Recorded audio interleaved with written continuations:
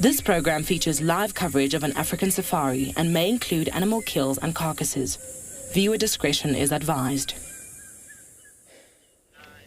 Good morning, everyone. Welcome to a beautiful yet extremely frosty morning here in Djuma Private Game Reserve in the Sabi Sands. Getting that beautiful skyline, gorgeous colour palette, but it definitely is cold. We've got a cold front that was approaching, and lo and behold, it's here. But still, it's going to be a fantastic morning. We're not just going to be coming to you live from Djuma. We will be coming to you live from many different locations across South Africa, all with different and unique things to offer.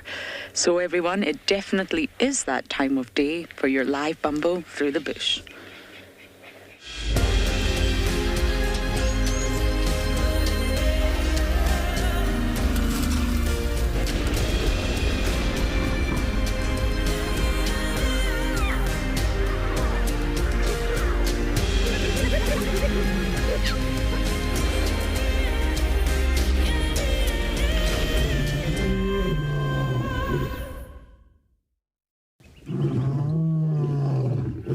Welcome aboard, everyone. Get ready. It's going to be bumpy. Luckily, there's cushions on the back of my vehicle, so enjoy them. But of course, it's the start of your sunrise safari for today, your live safari, that is. And my name is Lauren, and I do have Davi on camera with me today. And we're not going to stop. We're going to keep moving. Time is of the essence in the morning, and the more you sit and dilly-dally, shall we say, the more time you lose. We have different missions today, Tristan and I will share them with you in just a moment. But first things first, I already told you this safari is live, but it's also interactive. So please do talk to us. It's really important you send in your questions. Sometimes we need a question or two when it gets rather quiet out here, shall we say. Use the hashtag WildEarth on Twitter, or you can use @FC on the YouTube chat, or if you wish, you can head over to the Wild Earth website.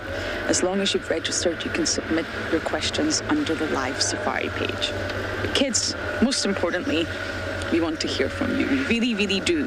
Send your questions in via email, kidssquestions@wildearth.tv. Tell us your name, your age, and your favourite animal. I want to know that. Sorry, I was distracted by this hornbill. So the plans... Darby and Lamba, both, or at least one.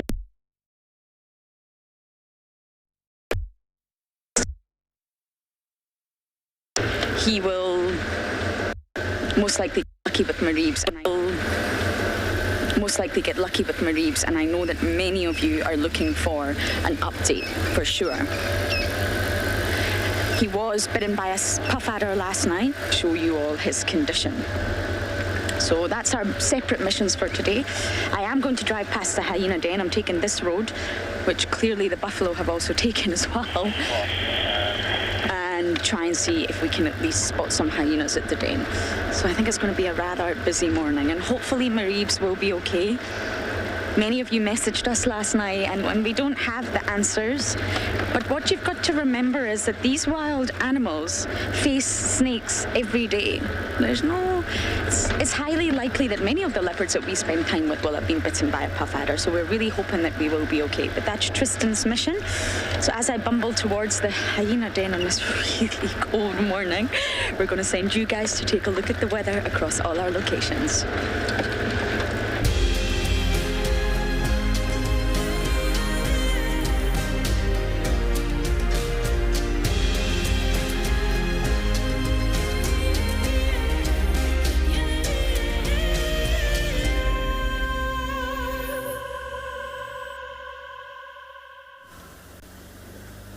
Well, it seems like it's going to be beautiful weather for our drive. It's, funny enough, actually not too cold here this morning. It feels actually pretty all right at this stage. Anyway, before we get into all of that, my name's Tristan. On camera I've got Morgan, and we are slowly heading east at the moment in search of young Reeps. The plan is to try and see if we can find him, catch up with him, to see how he's doing. I've read quite a lot of stuff about it over last night just to see, and spoke to a few vets, and there's really not much that is known about leopards and the effects of a venomous snake like a puff adder on them. They say that most of their experiences with domestic animals like dogs and cats, and it always depends on amounts of envenomation, whether or not there's a bit of a resistance to it in that individual species, and there's a whole bunch of things. But the fact of the matter is that they say a lot of animals do come right from a puff adder bite. It's just that there's going to be two things that could happen. Either it's going to swell and just come down again and it'll be all right, but it'll take a good amount of time. They reckon anywhere between sort of 2 weeks and a month that he'll have a swollen paw. If that is the case, or he's going to have an issue where he's going to get the swelling, and then the necrotic process is going to start and his skin is going to slop. So you're going to get this like dark black skin that's going to come out, and it's going to start to almost peel off for a bit, which will look horrendous, and it will probably not be very comfortable. But the problem then from there will be secondary infection. So that's where he's going to have to be a bit careful. But I think more than anything, and I honestly believe that he'll be able to recover from it. I don't think that it will be like a life-threatening thing. There's some buffalo. But I think the biggest threat that he has is the fact that his ability to climb is a little bit compromised at the moment. And so what we're going to have to hope for is that lions don't find him and he doesn't start messing around with hyenas like he has been, because hyenas see him hobbling about and incapacitated, they will be ruthless. So that's what we got to hope for, is that he can just kind of stay out of the way and just take it easy until he recovers nicely. And we just got to kind of think positively. It's not an absolute death sentence, and like I said, I've seen it go both ways with leopards. Some have done okay and others haven't. So we'll just have to see. But again, it's a natural thing. So for those of you that are stressed about it and are saying that we should intervene, there's very little that we can do. And as I explained yesterday evening, we're in a situation here in this particular reserve where, yes, wildlife in world terms has declined and was under pressure due to human human pressure is probably the best way to put it. But in this particular reserve, the leopard population is as healthy as it can possibly be. And while that doesn't make it easy to accept leaving an animal when it's had an injury, you need to understand that we're trying to make this as natural a system as possible. And like we don't go and help a buffalo with an injured leg, we also won't be helping a leopard, because it's not like it's a highly endangered species that has a chance of going extinct. In this particular area, that animal will still be fairly, what would the word be, well populated.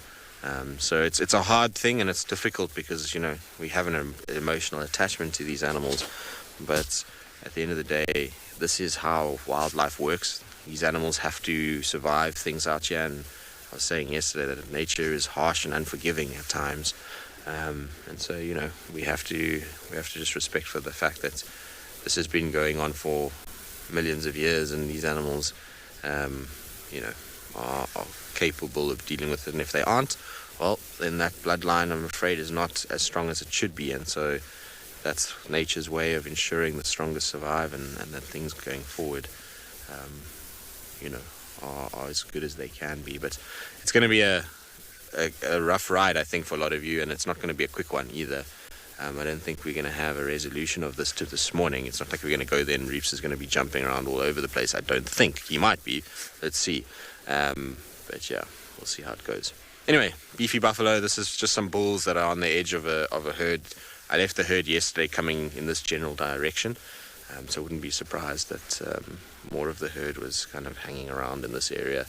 And as we go, maybe we'll bump into more. It's been quite nice having a lot of buffalo around of late.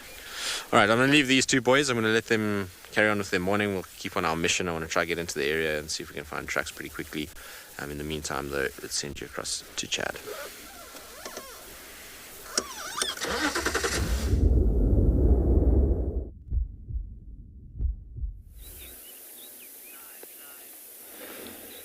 Good morning, everybody, and Warm welcome to and beyond Phinda Private Game Reserve, where how beautiful is this start to the morning?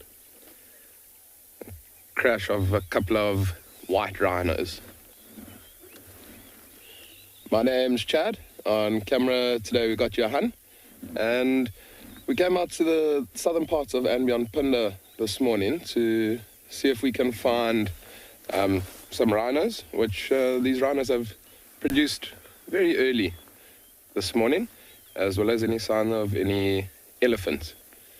So it's hopefully going to be a fantastic day out there this morning. I mean, from last night seeing that pride of lions as well as those two male cheetahs. Hopefully we can continue the luck this morning. Excuse me. Look how beautiful that white rhino is there. Have a look at those ears. Are they continuously moving around, keeping the whereabouts of other things moving around. I mean, it's quite tough to see now as they start to move off, but rhinos have extremely bad eyesight, and so they often use their hearing as well as their sense of smell to pick up anything that might be around. I'm not going to move just yet. They seem to be coming out to the right-hand side of that beautiful lala palm there. There's a couple of red-billed oxpeckers that are also sitting on top of the rhinos, cleaning those rhinos as they move around. It's like a buffet on the move. There you can see Johan's got a beautiful shot of that beautiful red-billed oxpecker. But as I was saying, that these are 4 white rhinos. White rhinos are a lot bigger compared to black rhinos. Black rhino is a little bit smaller than the white rhino. Also, white rhinos you often see, if you look at all of them, they've got their heads down, feeding on the grass. So they are grazers. And black rhino, they are what we call browsers. They feed off the twigs and sticks of specific trees, namely sicklebush, and as well as tamboiti. And so you'll often see they've got a much smaller head, and their head's often very raised up, looking around. Also, the black rhinos seem to be a little bit more aggressive compared to white rhinos.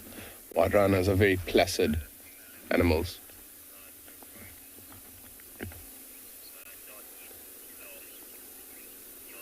But it's a beautiful start to the morning with these 4 white rhinos. It is quite a misty morning out here on and beyond Phinda. So I think as that sun does start to rise, this mist might lift. And I think we're in for a perler of a day this morning. As you can see, Johan just zooming out. It's a beautiful misty morning here on and beyond Phinda. I think we might stay with these rhinos a little bit longer. Maybe see if we can get another view.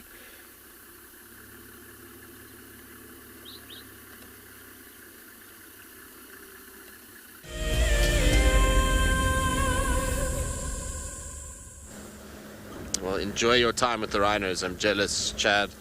Fortunately, here we aren't allowed to stay with our rhinos, so here's what it is. All right, we're still battling, just slowly heading down to where we last had Mareeps. It's going to take a bit of time. Well, not a bit of time. It'll be probably about 10 minutes and we'll be there. They are, well, where he is around the Mulawanini, which is kind of straight to our east here, not too far. And lots of hyena tracks obviously going to this kill for Shasha and where Tlalamba was. It would be interesting to see if they're both still there or if another leopard has arrived. It wouldn't shock me if Tundi arrived there or if one of the other leopards had found it. It's in such a kind of easily seen spot that it would make sense to me that others would find it on their sort of routes. I see Lauren's in front of us, which is good. I'm sure she'll find what she's looking for now. Just want to check here. Alright, so Lauren has the visuals of those cats, which is good. We're going to bypass her and try and head a little bit further to the east. Unfortunately, our signal is so poor this side that I can't go in there. I need to kind of move this way. There's little poos everywhere for what looks like leopards.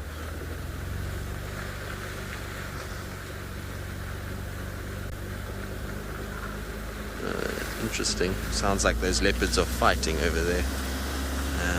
Which is crazy. I don't see any sign of the kill in the tree either. I wonder if it's been dropped. But I'm sure we'll see Lauren kind of going in. I see tracks for a male leopard walking up the road here, heading down and this way. Also tracks for a female leopard too, but they don't look fresh.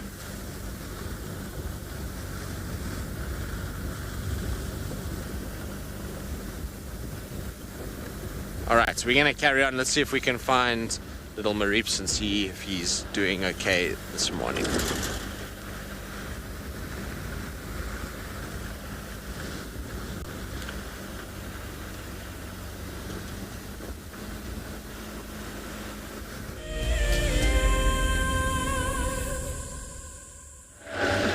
Shasha and Kalamba still fighting. We just watched them go at each other again. He stalked her. She lay on her back. Bam. And then they ran. And now we can't find them. Okay, there's a hyena covered in blood. That's Swaz. Hi, Swaz. You've clearly had a kill.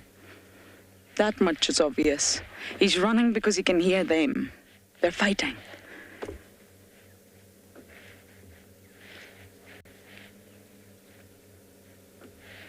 Oh, that was so cool.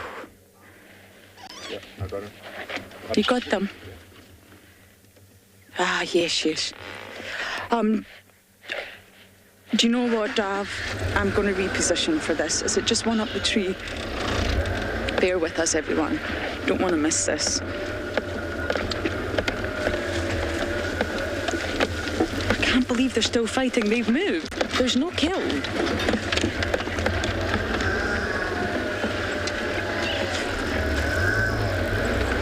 He was chasing her this morning. That was the sort of dynamic.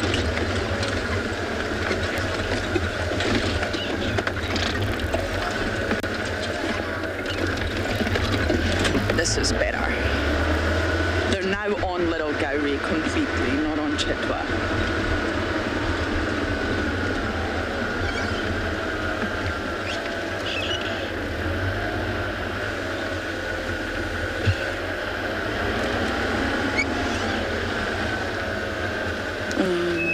Okay, there's the two. One on the ground, one up the tree. You see that?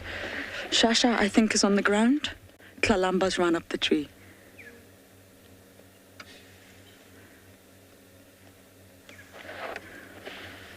Wow, you guys, what is going on here?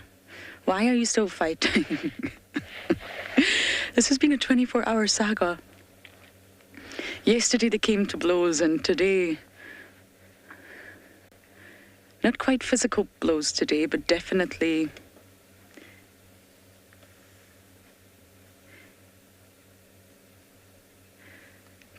chasing one another.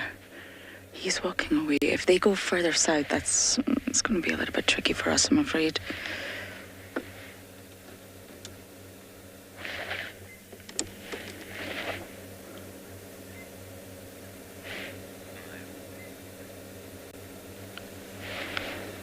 Elson, sorry, my radio just spontaneously turned off there and turned back on again.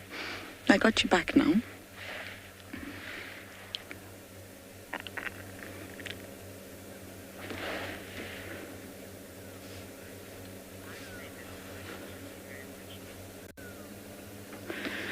Bluebird, you think they don't like each other?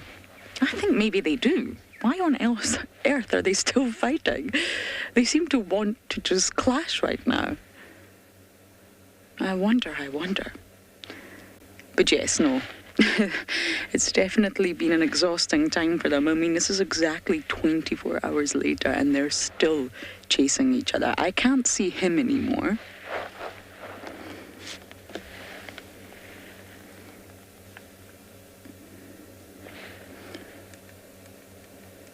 Now it's all camped down.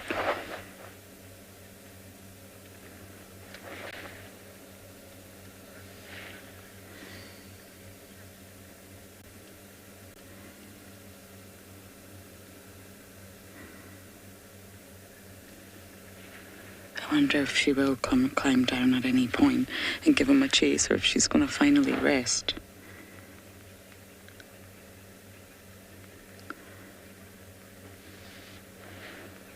Can you see him, Dav, or has he wandered off?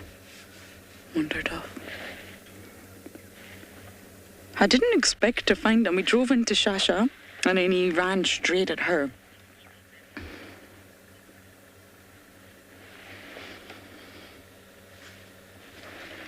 And both Davi and I missed that question, I'm afraid.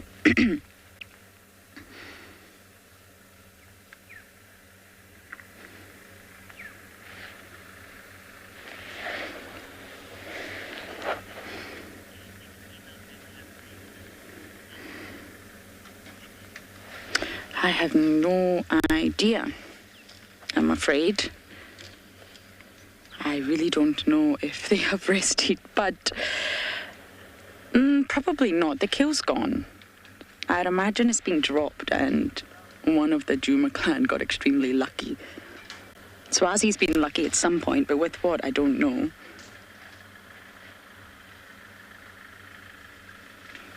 But I really don't know. Doesn't look like it.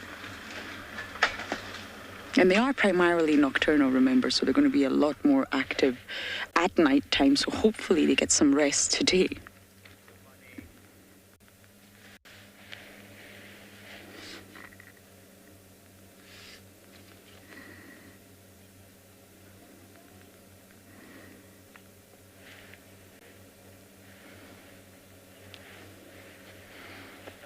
He's walked off.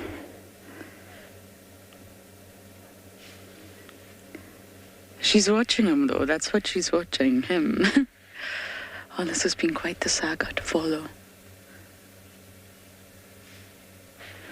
And the photo that I captured, because it all happened so fast, is definitely her on top, walloping him.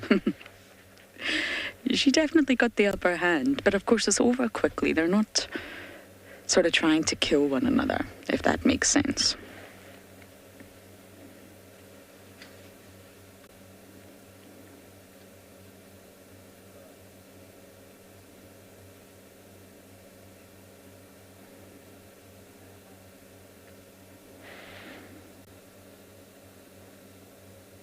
But they are definitely both on Little Gowrie now, quite deep into Little Gowrie. So if she does come down, we may lose her. Oh, she's going to come down.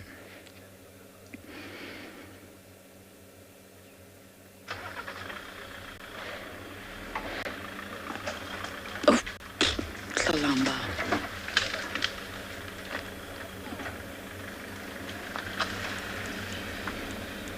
Do you want me to reverse a bit, Dove? I can see a gap.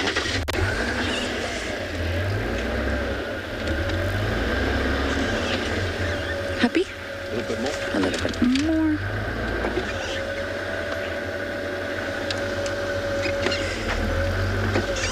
Okay. She's assessing the ground before jumping down. She knows he's around somewhere. Shasha is somewhere there. Yeah, this side. The two of them were fighting just 5 minutes ago. He's just a little bit south. I think they're in love. I'm joking when I'm telling Herbie that. I don't think they're in love.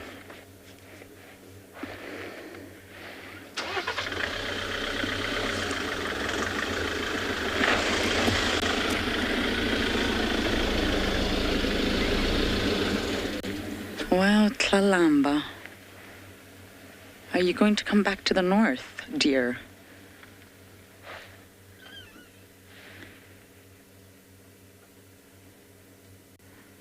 Why are you spending time battling with other leopards in the south?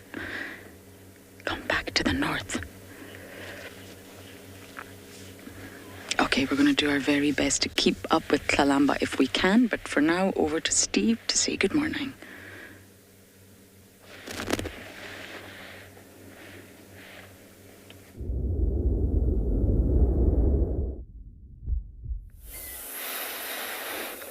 Good morning everybody. Welcome to the dawn here in Providence, where it's a little bit fresh.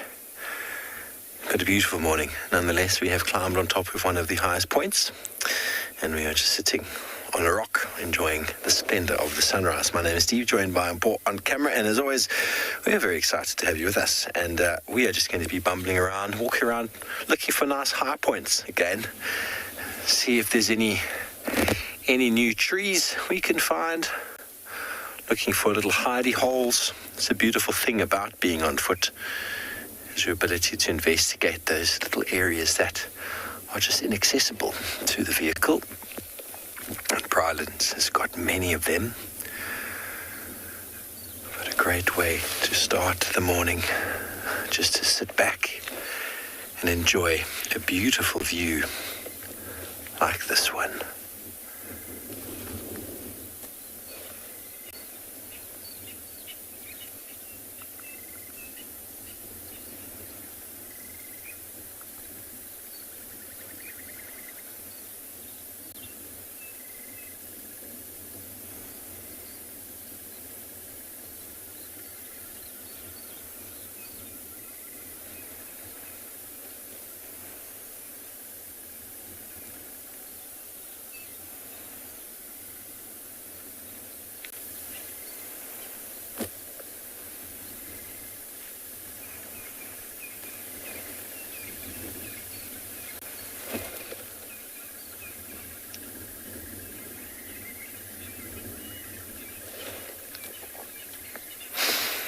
Okay, well, we're going to move on, see what other points we can find. Let's send you over to Tristan, who I think has managed to catch up with my ribs.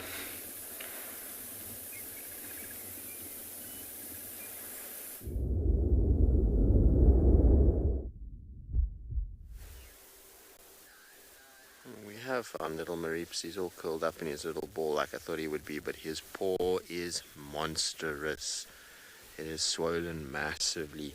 You can see it there. That's that front paw just by his face.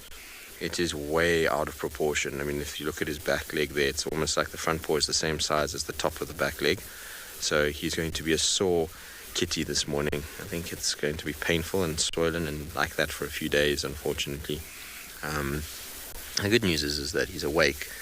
You can see he's not his normal self. He's not kind of taking his eyes off us. He's a little bit sort of watchful, and he's going to need to be like this. Unfortunately, he's in a bit of a compromised state, so his ability to relax is not as much as it normally is, and to do his kind of playful Mareeps things, he's going to have to just take it easy for a little bit and just spend time resting and kind of taking time to heal. Shame, my boy. Has it been a long night? I can imagine how painful it is. Like I was saying to Morgan now, that people that I know that have been hit by puff adders, they all say the same thing, that it's one of the most excruciating things that they've had. So he'll be in pain, unfortunately. He looks okay though. He doesn't look like he's kind of drowsy or struggling with any sort of breathing or anything like that. Not that that would cause this, but this kind of venom. This is a cytotoxic venom. So basically this is just breaking down tissue. That's what the puff adder's venom does. Interesting enough, when I was talking to vets yesterday, they were telling me that snake bites from neurotoxic snakes, or snakes that have a heavier neurotoxic venom, is much less likely for them to survive. But in this case, you know, we'll see how he goes. All right, well, we'll stay with him probably for the remainder of the morning. It's not going to be much action, I'm afraid, from here. But hopefully we'll be able to see him kind of just get up and move a little bit and see how he's doing.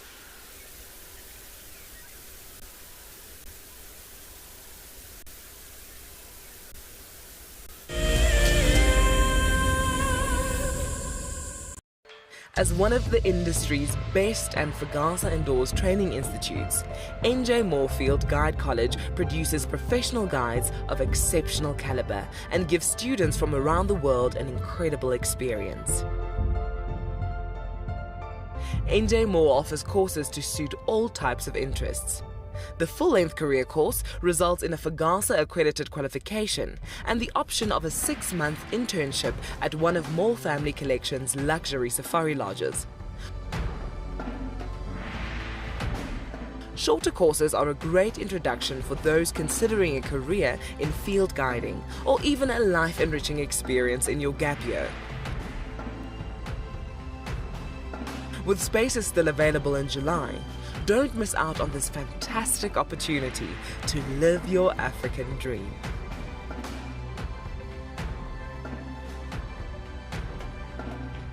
What fascinates me most about the animal circle of life is the intricacies between the large and the very, very small. I mean, it's very easy to go out there and find the large. Once you found the large, the cascading effect down to the small absolutely fascinates me. Alertness and situation awareness is by far the number one aspect for protecting ourselves out on safari. Catch up with the guides daily here on Wild Earth.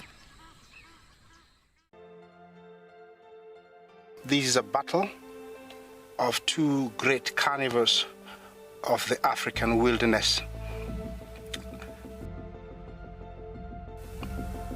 Whew. Whoa! You don't want to be under those jaws. Definitely, this round goes to the lion.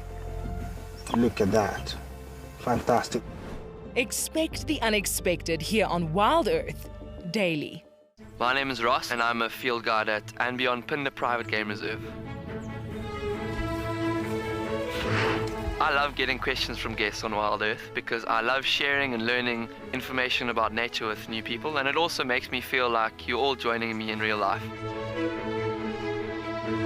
If you want to ask a question on Wild Earth, then you need to register on our website. Once registered, go to our live safari page and submit your question below our live feed.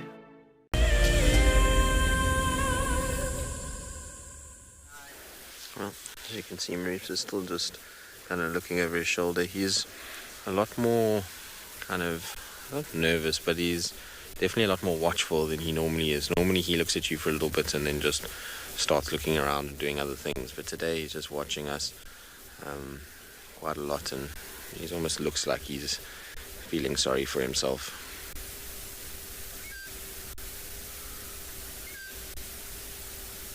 I can hear lions roaring as well. It's far, but there's lions roaring somewhere. It sounds like maybe Mala Mala that they're calling from. But yeah, you can see he's kind of looking around.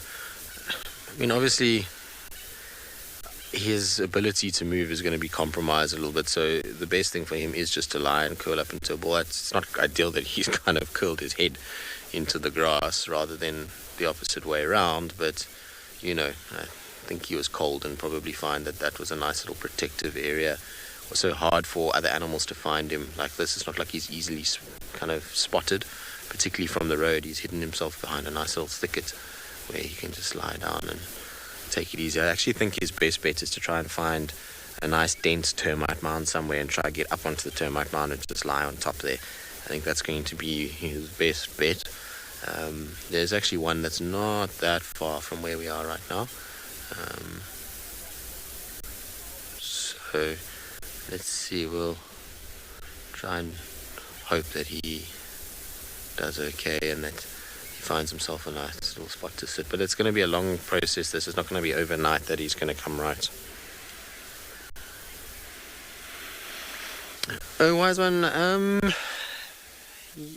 don't know, to be honest with you. It's come at a very awkward time, this whole thing, because he's definitely been spending a lot of time on his own of late, and while Tandy has come back to feed him, I think that mother-son bond was slowly being eroded, and the fact that she hasn't we haven't seen her come back for 3 days now is not unusual, but it maybe is a sign that things are starting to kind of deteriorate between the two of them. But I'm hoping when she finds him and he's injured that she will be a lot more maternal and she'll stay with him and she'll kind of try and just look after him as much as possible. But mother leopards are interesting. They sometimes know when there's issues that they need to potentially just leave the animal and kind of go and do their own thing. But what I'm hoping she does is she manages to catch something small bring it back to where he is, and he can eat it like a little scrub hare. Because the problem is she can't really take him to a kill unless the kill's on the ground, because in this condition I don't think he'll be able to climb. I think he's going to really struggle to actually even just walk. So, getting up into a tree is not going to be a possibility for him. And if there's hyenas there and they spot a very injured leopard, they could give him a hard time. So it's going to require quite a delicate process. I'm sorry, my boy, I know it's sore. And she's going to have to kind of balance things. And I don't know what the answer is to it. I think time will tell whether Thandi comes and spends time with him. And who knows, maybe she'll find him and she will it'll kickstart her maternal instincts to really kind of spend time around him and just protect him, and which would be amazing if it did. But I don't know. I honestly don't know what the answer is to it at this stage. I think, we're going into a little bit of uncharted territory, because I've never seen a young animal like this that was still very dependent on its mom get hit. All the other leopards I've seen have already been quite big. So Ravenscourt's cubs, they were already, the one was already over 2 years old, and Kwatile was, she was an adult leopard at that point. In fact, that was quite a horrible story, because she actually had cubs at the time. So those cubs would have died too, because their mother died. They were little. But yeah, I'm not really sure what's going to happen with Thandi, or how she's going to go about it, or what the kind of process is going to be. But yeah, it'll be interesting. I think, spending time with him, hopefully she arrives at some point and is able to care for him a little bit. The problem is that she's going to have to try find him, which is not easy, because he's not going to move towards her call, and she's potentially left him somewhere else. So when we know how mobile he's been in the last 2 days, he's gone to Chitwa Dam Wall, he's been the Mulawanini, he's been up here, and he's kind of gone back and forth on his tracks. So for Thandi, it must be very difficult to find this little guy, and he's not going to want to make a lot of noise, because he doesn't want to attract too much attention to himself in this condition. Such a beautiful cat that hopefully everything will be okay. I mean, he looks fairly kind of, what's the word? It's not like he's lethargic or anything like that. I mean, he's kind of moving, and he's looking up, and he's generally sort of interested in things around him. It's not like he's, not moving, but he's definitely got a very, very, very big paw at this stage.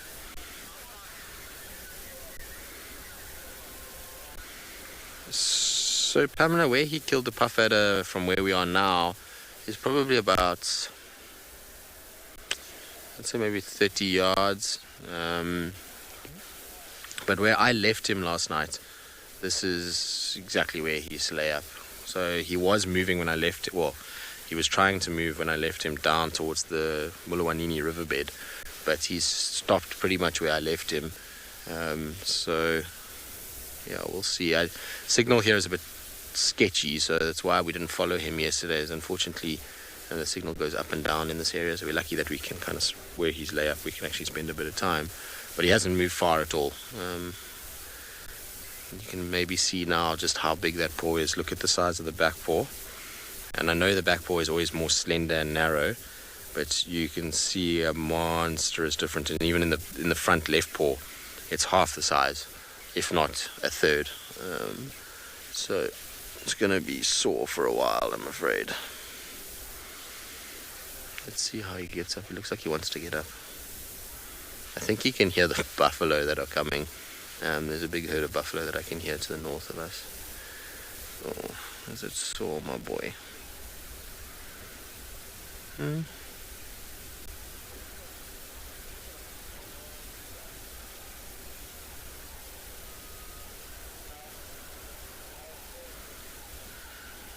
can imagine for him how bored he must be.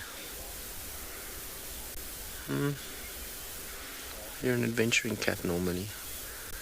Oh. He's been grooming it a lot though, which is, you can see there's a bit of matted fur there, and he's kind of been trying to look after it as much as possible, but it's sore. Okay, big stretches.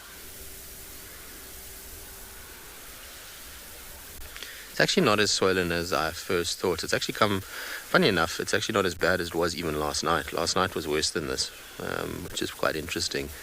Now that his kind of leg, I can actually see properly, he had his leg bent. That's why it looked so much wider than it was.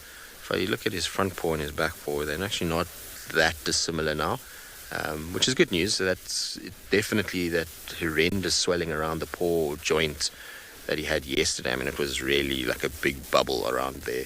Is come down a little bit. It's not as bad as it was yesterday. But shame. I can see he's uncomfortable. All right, well, we'll sit with him and we'll just babysit him and kind of be his friend for the morning. In the meantime, though, let's send you across to Chad in Phinda.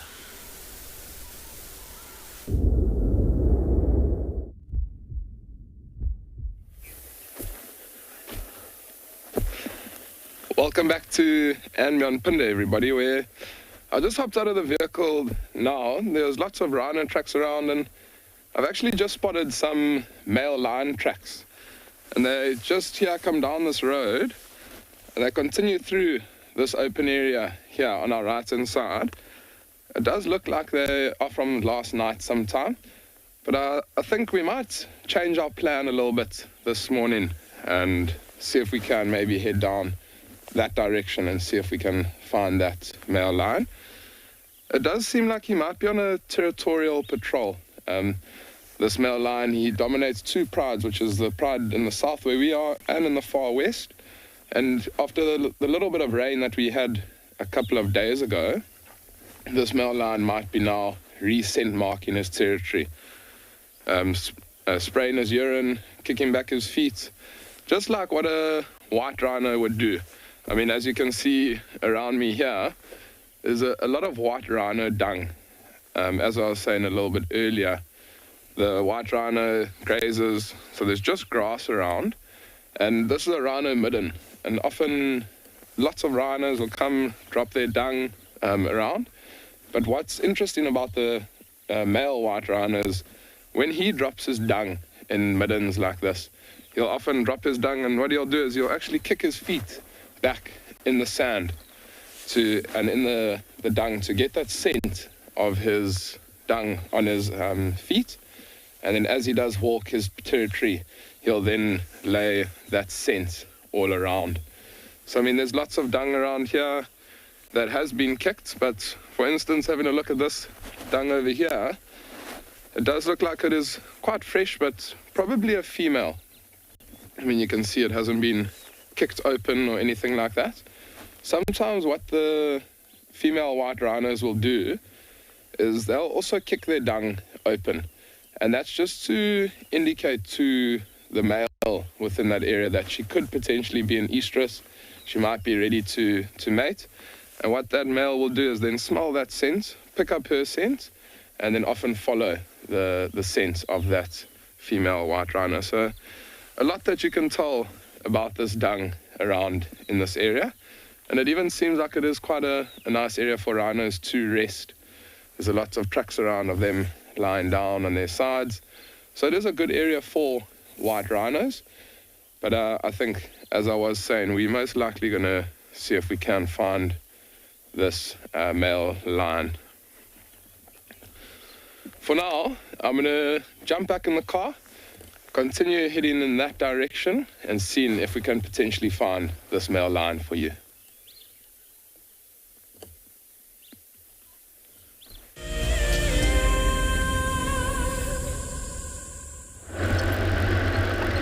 We're just scratching around here for a leopard. We had her, we were following her beautifully. She was giving us all sorts of entertainment. However, she has dashed off. We've lost her now, so we are just going to keep scratching around in case we can see her.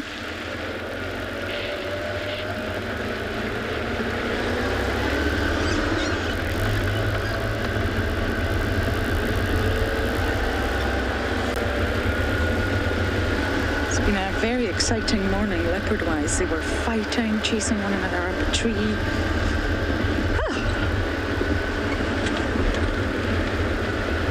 And that's naturally because it's winter. Things have become very tense with the mammalian predators.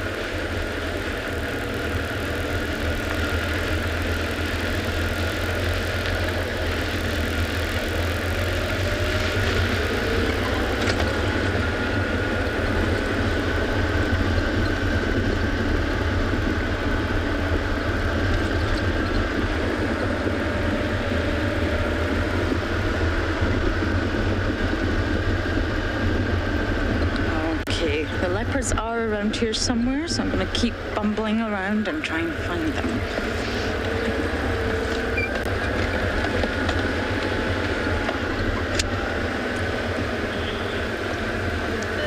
Stations, I think Kalamba has crossed into Little Gowrie for now.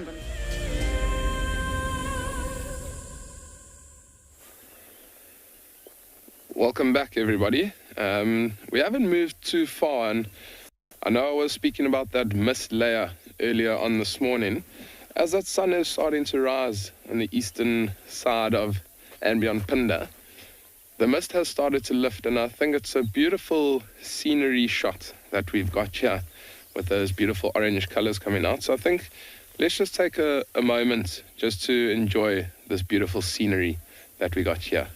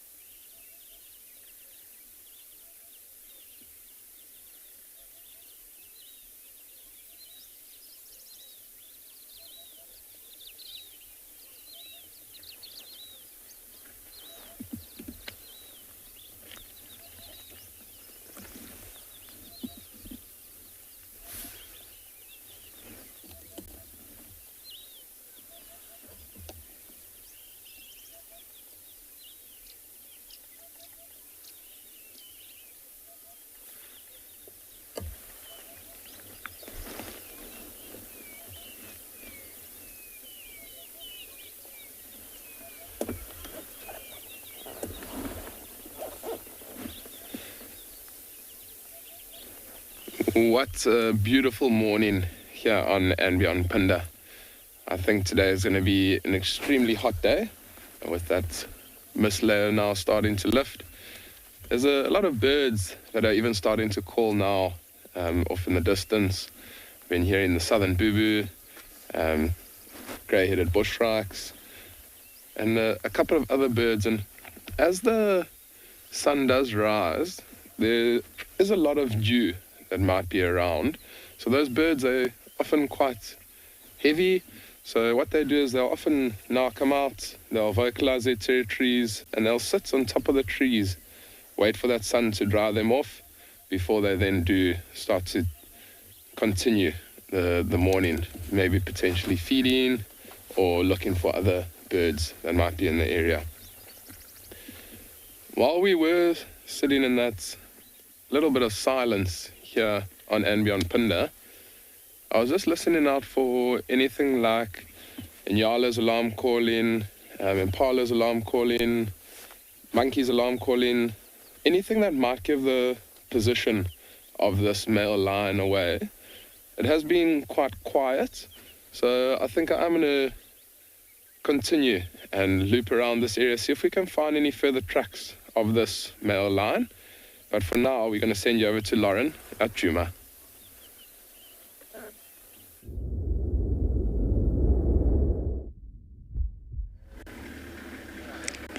June and Swazi are giving each other quite the greeting ceremony.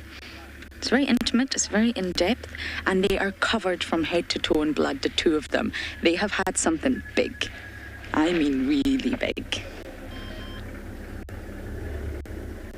June is covered, Swaz is covered. It can't be the kill, it can't be Shasha's kill, because that wouldn't have been enough blood, no way. They've separated. We followed Kalamba. I'm just going to reposition. We followed Kalamba for a really long time. She gave us quite the show. She was marching and grooming and scent marking. You can really see when Kalamba's not happy.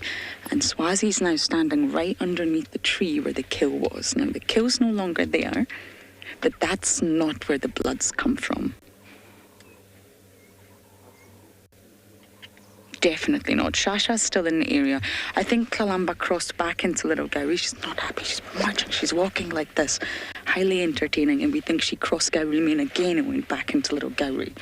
I'm just going to loop around this area for Shasha because he'll still be here. I can see June.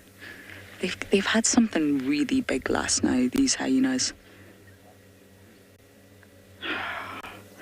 Fascinating. We're going to do our very best to try and find Shasha, and we're going to send you guys to Tristan with Mareebs.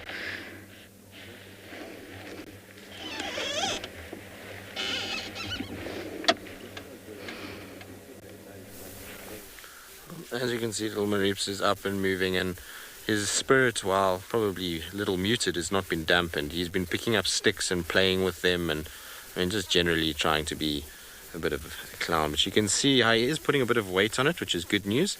So he unfortunately is not walking very well, but he's putting a bit of weight on, and you can see the size difference between the two paws when he walks like that. The one is much more swollen. But as long as he's putting a bit of weight on and is moving around, he'll be all right. I think he's going to be okay. We're going to have to put positive vibes out there. But yeah, he's still got his kind of little spirit of playing with sticks and things like that. But what I am going to do is, I think, just from when he's been moving like this, he's typically a little bit shy of the vehicle, more so than normal. And with him moving, if he's sitting stationary, staying with him is fine, but with him moving, what I don't want is hyenas, and this is unfortunately a reality of where we live because hyenas are so clever, is that off-roading attracts hyenas at this time of the day. So while he's moving like this, I don't want to off-road with him. I don't want to attract the attention of a whole bunch of hyenas in his state. The idea is that we check up on him and just make sure how he's doing, but at the same time, I don't want to have a situation where he is kind of under pressure because of our kind of moving around. So what I think we're going to do rather is just let him slowly saunter off wherever he wants to go. I don't want to go crashing around and just generally attracting attention to the area that he's in, and try and kind of just let him have some space to be able to move. But you can see he's still got his curiosity. Wait, you can't go up trees. I mean, he's moving all right considering. He's definitely, doing kind of leopardy things and is looking around, but like I say, I just don't want to attract any unwanted attention to him right now. So I think the best thing is going to be just to let him kind of slink off. I don't think he's going to move far in the next couple of days. You never know. I mean, he seems as though he's actually putting a bit of weight on, so he could go back towards Chitwa or around there, but I think it just needs to be handled a little bit sensitively. I don't think we need to harass him, excuse me, or make him, feel like he's being pressured and has to move around. The more rest he gets and the more he looks after himself. You see, he's got a little stick. You silly boy. You can't play with the sticks and have a sore paw. Or maybe he's just so bored after sitting all night, which is new for him, that he's now decided sticks are the time. He might if he hears Tundi close by, but he doesn't want to attract attention to himself in this situation. So most leopards, and even when they're not injured, especially young leopards, don't contact call because they are scared of what can come their way. The only time you see leopards contact calling is either moms looking for the cubs, or if it's cubs that have lost their moms and the desperation starts to come in, that they start to look and they start to make little noises and try and find where they think their mom kind of will be. Then sometimes you hear them, but generally they're pretty quiet and just stay nice and kind of silent, and it's the best way because it doesn't attract lions, it doesn't attract hyenas if you're quiet. Just stay nice and kind of still and don't make too much noise and play with sticks every now and then. The one thing that he can boast now is he's probably got the largest leopard track in the entire Sabi Sands on that right foot. I think he'll give Marcel's averagely sized boats that he has on his feet a run for his money at this stage, which I know we shouldn't be making light of his little paw, but sometimes you've got to have a little bit of a laugh, when it's something that is a little bit serious. All right, little Mareebs, we're going to probably just leave him to saunter off and to go and do his own thing. Like I say, I just don't want to kind of bash around with him. It gets quite thick here. And so in the meantime, let's send you back across to Tswalu.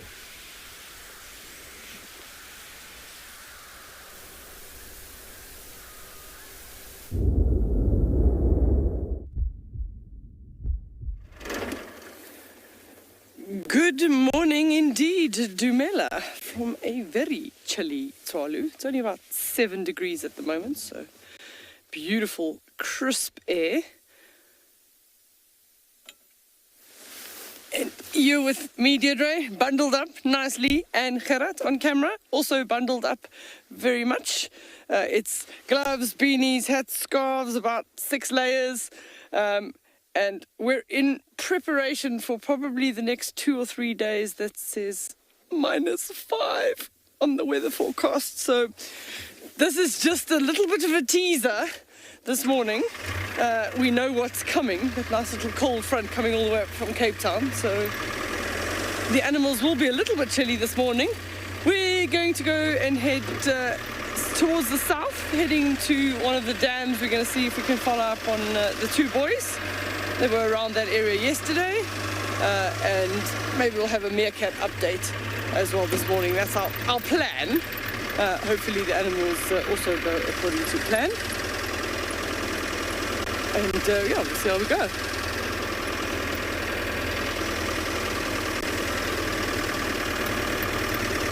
So even the animals, when it's this cold, huddle up and they wait for the sun to come up. Because just before the sun rises, the temperature was about 4 degrees, much colder. And we only start seeing them moving when the sun is actually up and able to warm them up a little bit.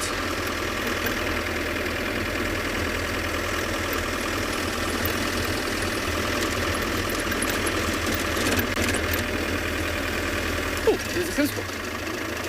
2. Can you see them there? Maybe. Back a bit. They'll be on the tree.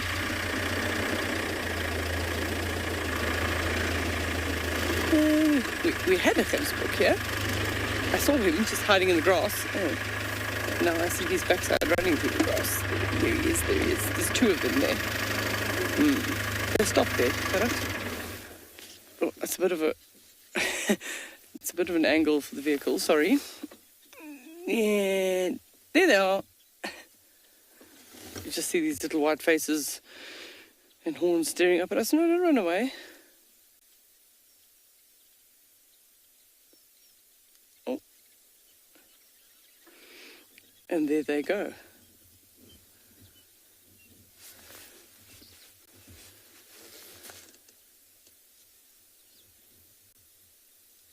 So they're about to exit the scene here.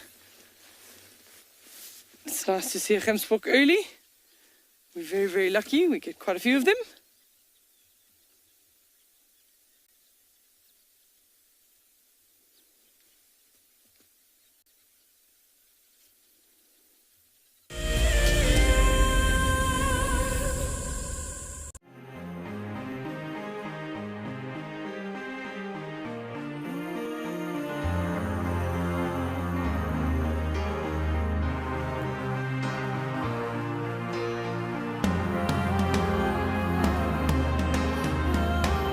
Suspended above Kenya's Masai Mara is a breathtaking lodge where unrivaled service goes hand in hand with extraordinary wildlife sightings.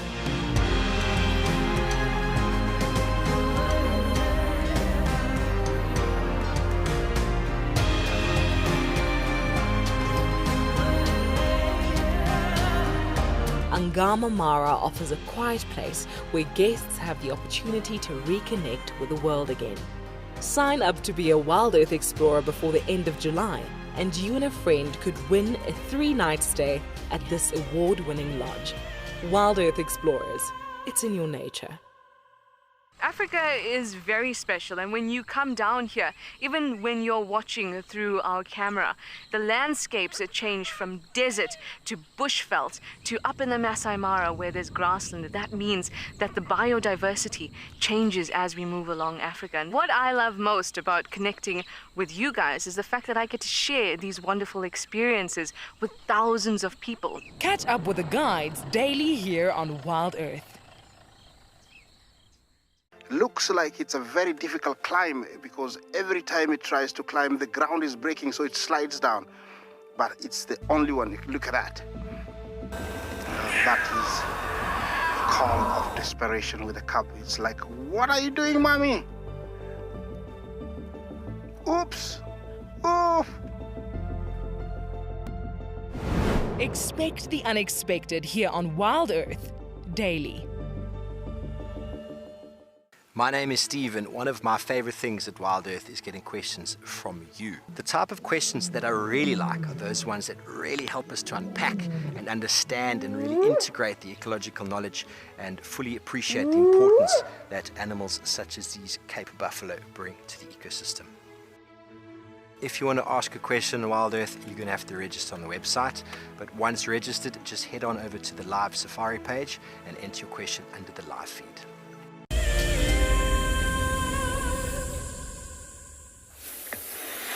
Welcome back to Pridens everyone, where we're having a very nice contemplative morning, checking out all of the little koppies or little high points on Pridens. And isn't this another beautiful spot? We're further west from where we were earlier, but a nice elevated high point looking down over the northern sections towards Leopard Dam, just off to our left-hand side a little bit. We can't really see it at the moment, but it's wonderful to get these high points, to get a nice understanding of the landscape. You can sometimes see some greenery that indicates the drainage line or the riverine area. And then the high points. Nice area to try and spot some elephants from. We're following some elephant tracks just before, and some dung that had gotten cold and then dung that had gotten warm. This means we were getting a bit closer, so we thought we'd come up onto this high point, see if we can spot them. But we haven't managed to see any elephant. But it gives a very nice aerial view, or high aerial view of the landscape, which is always quite nice. Sometimes seeing it just from ground level, you don't always appreciate the vastness of an area. But as far as the eye can see, wild places with many different habitats, macro and micro ecosystems.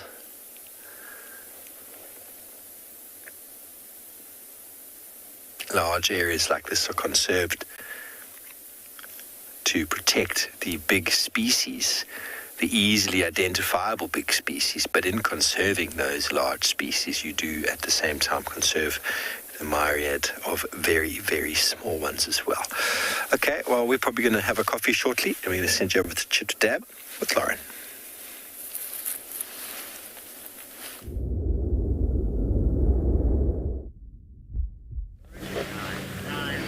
We have just had the most beautiful sighting of two Ellies, two young boys, drinking at Chitwa Dam. But unfortunately, they've walked off now. So I'll just give you a view of the hippos.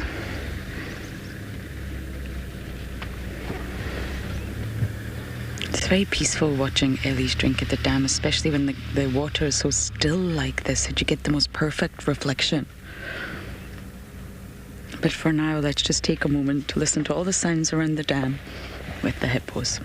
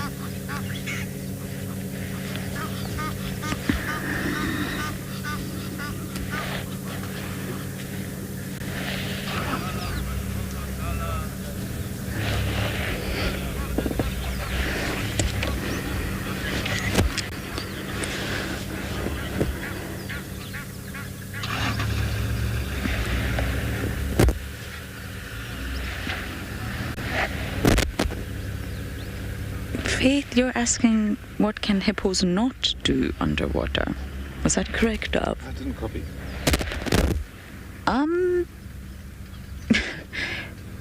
Faith. Oh my goodness. They can't swim. They are not able to swim. All they're really doing in the water is just staying buoyed up, saving energy, and defecating and urinating. I'm not entirely sure that answers your question, but they're definitely not able to swim. They are hippopotamus amphibious. That's their Latin name. So that second part of the Latin name shows you that they have a two-part sort of life cycle where they do need the water. They mate in the water. They give birth in the water. But they don't feed in the water. They don't feed in the water or swim.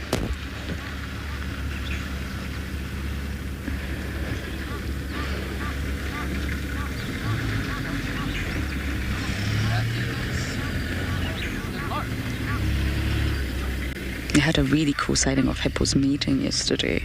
It's fascinating because he is so much bigger than her. The bull, that is, so much bigger. And his body weight naturally on her back pushes her under. And she can hold her breath, but think of humans. If you take a breath and then go underwater, you're fine because you've got oxygen. But imagine if someone pushes you underwater when you haven't taken that breath. You've actually just exhaled and let out all your carbon dioxide.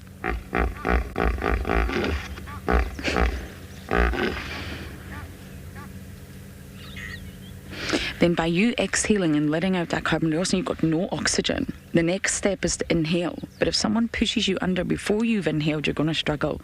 You're not going to be able to stay underwater the same amount of time that you could stay under if you did have oxygen in your lungs. So if that happens to the female hippo, if she's pushed under too quickly without having taken that inhale, she's not going to be able to stay under for up to 5 to 6 minutes, especially if she's under stress and moving. If you sort of free dive and you stay still underwater, you can stay under much longer than if you're swimming because you're using energy. Your muscles are using up the oxygen. So it's very common for hippos to actually drown the females, the cows, from the mating process because he's either taken her by surprise and pushed her under too quickly, or he's held her under for far too long and she drowns, which is really sad. So it's really something to see hippos mating.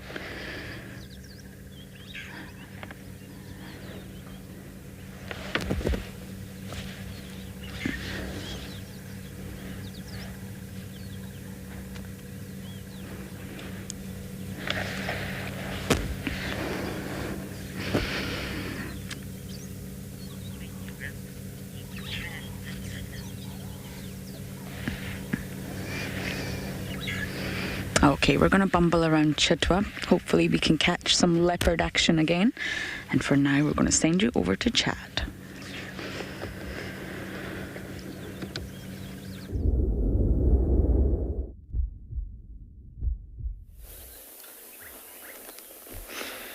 So we moved off from where those lion tracks were, and we've come across this fresh pile of dung and urine, as you can see just in front of us. And when we arrived here a little while ago, there was still quite a lot of moisture on the ground. And also, if you look here, you can see it's quite bubbly still. I can actually see quite closely that the bubbles are slowly disappearing. This is dung of an elephant bull.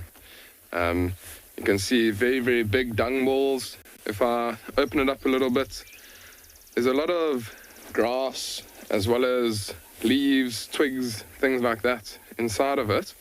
And if I do open up one of these dung balls and feel inside, I can actually feel that it's very, very warm in the dung. And this tells us that this elephant dung is very, very fresh. I can see that it's walked through this open area and then walked onto the road where the vehicle is parked. And it looks like it might be 2 or 3 elephant bulls that have walked through this area. And I said this morning that we are going to look for elephants, so it's nice to come across some fresh tracks. And everything can change out here in the bush. I mean, we are following the tracks of that male lion. We are still in the area where that male lion's tracks were, but he does seem to have headed quite far into the western parts of the reserve, maybe back towards where the Pride in the West is. One of my fellow colleagues, Grant, another Wild Earth presenter, actually saw some tracks, and I think he might be heading back into the western parts of the reserve. So we're going to change our plan and hopefully find these elephant bulls. There could be a couple of elephant bulls together that have moved through this area. We did also hear a branch breaking, so not too far in that general direction. So I don't think that these elephants are too far away from us at the moment. So when we do continue from here, we'll loop around slowly, maybe just switch off and listen out here if we can hear those branches breaking again. And these elephant bulls, they may start to head towards water. There is a waterhole not too far away from us, and they might start heading there for their morning drink. It'll be quite incredible to have these elephants come down towards the water this morning. I can see also that in this dung pile there's lots of little flies and things like that around. So it is a very nice fresh pile of dung. And the tracks, I can actually see the tracks where this elephant's walked. He's walked from this dung pile in this direction. It will be very tough for you at home to see, but when an elephant walks, it puts its foot down and the front toes will actually kick up a little bit of dirt in the front of the track, and this can indicate to you which direction this elephant might be moving. And in this case, the dirt has pushed a little bit further forward towards the vehicle, so this elephant's gone through in that general direction there. I can also see that there is a number of them because there's 2 or 3 dung piles within this area, so I would think that it's maybe 3 or 4 elephant bulls. We have been seeing them all together in this area quite recently, so hopefully we can, like I say, find them for everybody at home. Like I said, let's jump back in the vehicle. Let's start looping around, seeing if we can maybe find these elephant bulls for everybody sitting at home.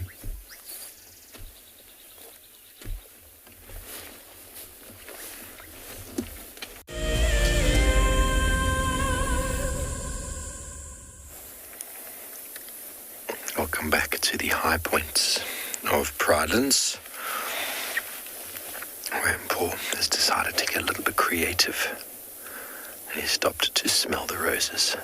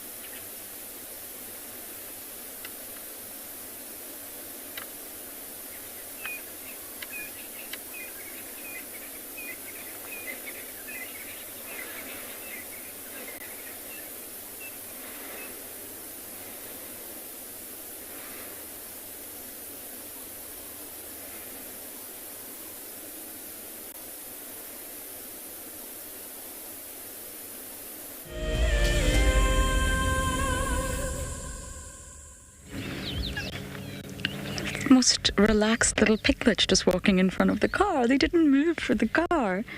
They've moved off now and Mummy's watching, but they are probably the most relaxed warthogs I've ever seen.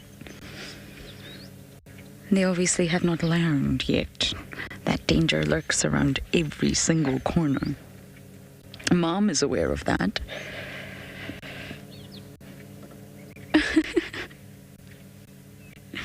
That is sweet. They were just walking right in front of the car. We always get surprised when we find relaxed warthogs. And in other part of the world, you will find warthogs that are relaxed and they can become quite accustomed to humans and they'll either walk right up to you or right past you. But here in the Sabi Sands, the mammalian predator density is far too high in the form of leopards, lions, wild dogs, cheetahs, hyenas, all of them will snack on warthogs. Sadly, the Shasha Kalamba sighting was over very fast. But those hyenas were covered in blood, fresh blood. So I'm just wondering if we still keep exploring Chitwa, maybe we're going to find some more hyenas. That would be a joy for me.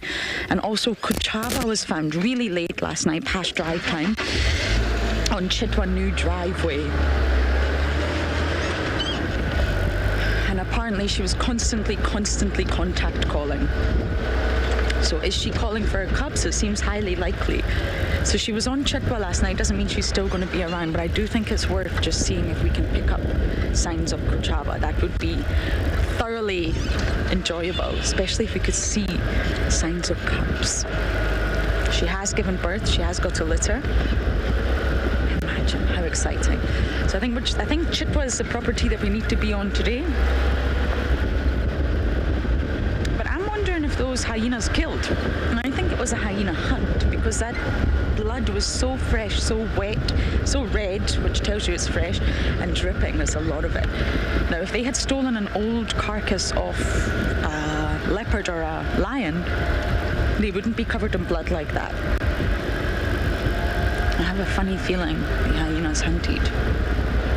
I'm not saying that we're going to find any remains because it's probably long gone, but we might find the hyenas themselves. And it was June in Swazi yesterday that we found together, and again it was June in Swazi today.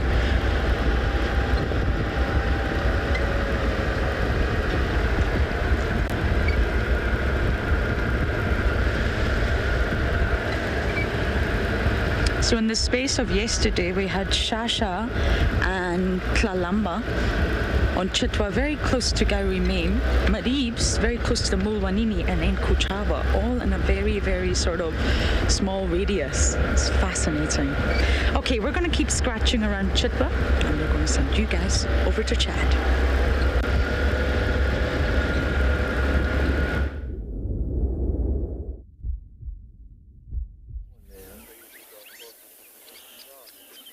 Oh, look what we've found. We drove probably 150, 200 meters down the road from where the elephant dung was. And you can just see, very tough to see, but you can just see the tusk of one of these elephant bulls that I was speaking of, the dung, about not too long ago. And he's just in quite a thick area at the moment feeding. And that's what we were hearing, him breaking branches. You can actually see a little bit further to the left, there's a tree that's shaking. So I'm sure there are 3 or 4 of these elephants in that more thick area. Often elephants, they'll spend quite a bit of time in thick areas when it's cold. Just waiting for that sun to start warming up. But it's definitely going to be worth spending a little bit of time around here with these elephants and seeing if they do maybe pop out. It's a beautiful open area here where we are. So if this elephant does come any closer towards us, he'll be popping out in the nice beautiful open area with that beautiful sunlight hitting him. There you can see Johan's just panned out, and beautiful open area here on and beyond Phinda. Also quite a good area for rhinos, so we are keeping a close eye on these thickets. Rhino and elephants tend to do the same, spend quite a bit of time in the thicker areas in the morning, and as it does start to heat up there, then we'll start to move around a little bit more. But how magnificent are those tusks? It's pretty much the only thing that you can see at the moment. Amazing, such a large animal being very camouflaged out here in the African bush.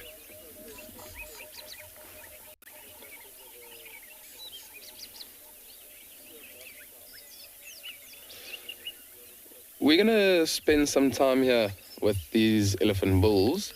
For now, we're going to send you over to Tristan, who's got a big grazing animal for you.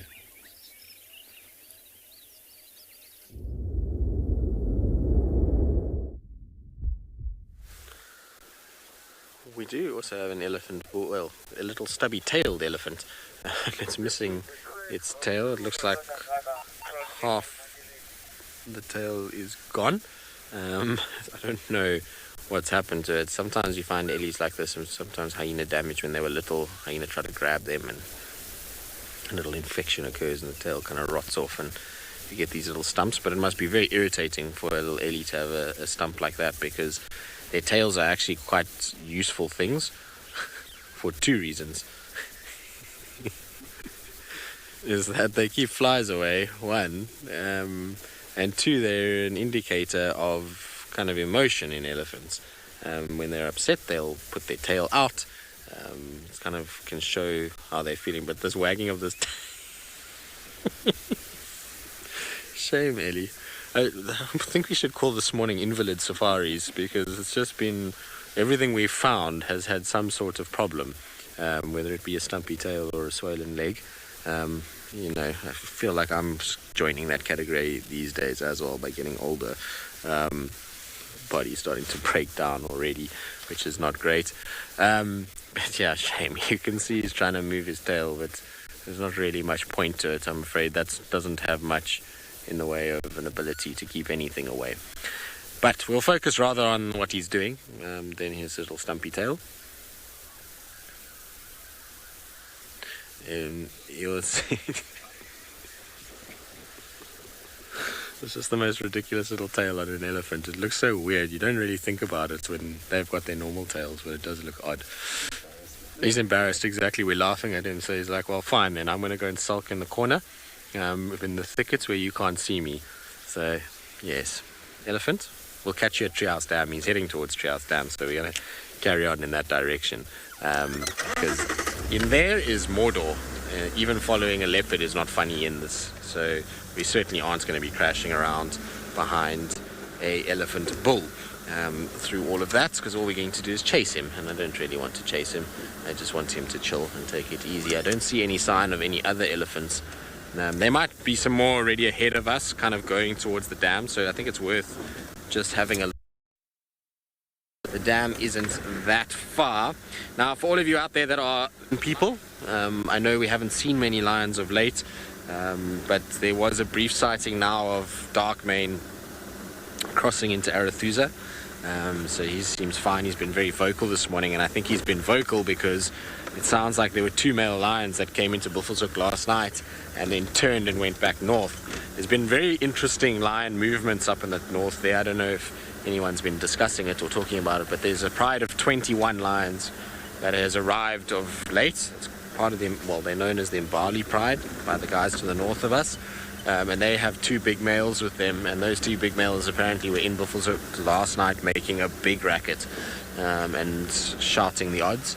So I wonder if that's why Darkmane is retreating back south quickly and just trying to call as much as possible to try and put up a sort of audible boundary rather than having to try and fight with two big males. So I think it's going to be tough times ahead for him and tough times ahead for the Talamati Pride. It probably explains a lot why the Talamatis have been kind of moving as much as they have. I think most lions would be intimidated by 21 of the opposite of the same species kind of bearing down on you. So it'll be interesting, like I say, to see where everybody settles down and goes. Unfortunately, no elephants at the dam like I was hoping.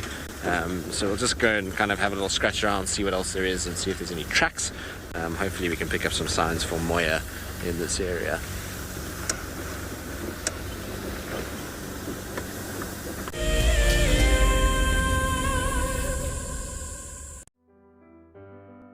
Educating our youth about the environmental threats we face is critical. Our future depends on it. The Wildlife and Environment Society of South Africa, WESA, is actively leading the charge. Their goal is to encourage children to fall in love with our natural world and to empower them to live sustainably in the future. Through their school programs, the children learn to report on environmental issues through videos, articles, and photos. The YRE program has changed my life in so many beneficial ways. Being out there at the workshops, I was entitled to talk with others, socialize, as well as my writing skills and leadership skills have improved, so it has been great. WESA is a membership-based organization. By joining WESA, you will be helping to provide valuable support for these youth education initiatives. My favorite animal is a leopard, purely because I just think they are just the epitome of feline grace and power, and the way they can move about in any environment and remain hidden until they want to be seen, I just find incredibly intoxicating, and they're amazingly beautiful.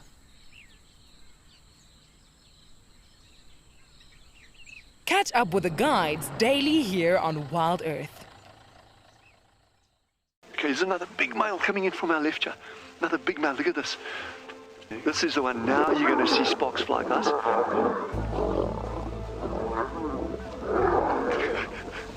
Guys, it doesn't get better than this, eh?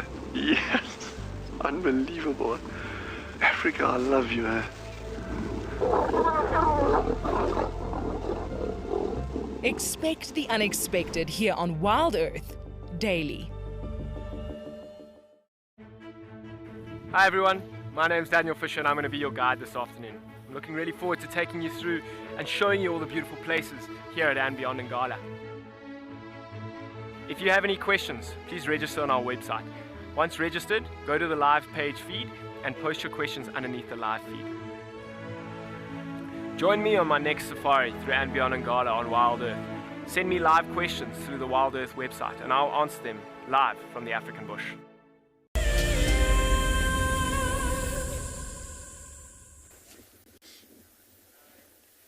So we are patiently sitting, waiting for the rock stars. We're in the golden circle, and we have no one on stage just yet, but they are known as being quite late risers. They've moved into this burrow system because the alpha female has dropped pups about 4 days ago. So we are hoping to see them. I said to Gerard, I think that's about the best one because that looks like it's got the most sand activity at the front. But we do wait for them. The rock stars generally are late risers, our little Meerkat group.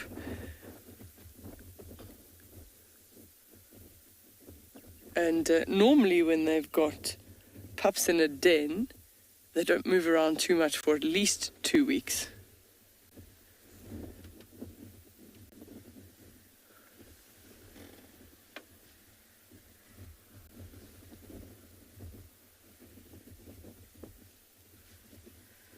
But nothing as yet.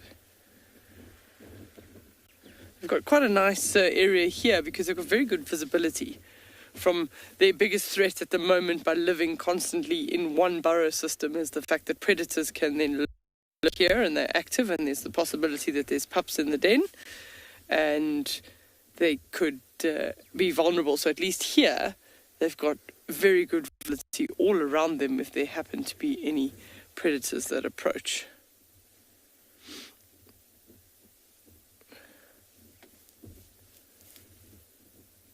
I think we probably have to move on and then we'll come back here because they definitely I mean, the sun's been up for at least half an hour and they haven't popped out yet.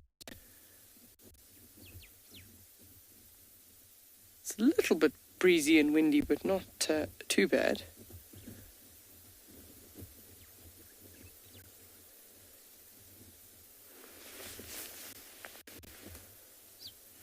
I think let's carry on, and we'll pop here again in a short while. We'll see if our cross fingers that they do come out today. All the viewers, yeah, absolutely. It is relatively cold.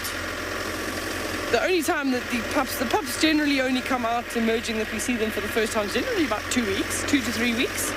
But sometimes, especially newborns, if there's any sort of thing that they need to move the pups, she'll actually carry them one at a time and move them to another burrow system, but within the same burrow system. While we carry on bumbling and we'll come back to them later, we're going to send you in the meantime to Tristan and Juma.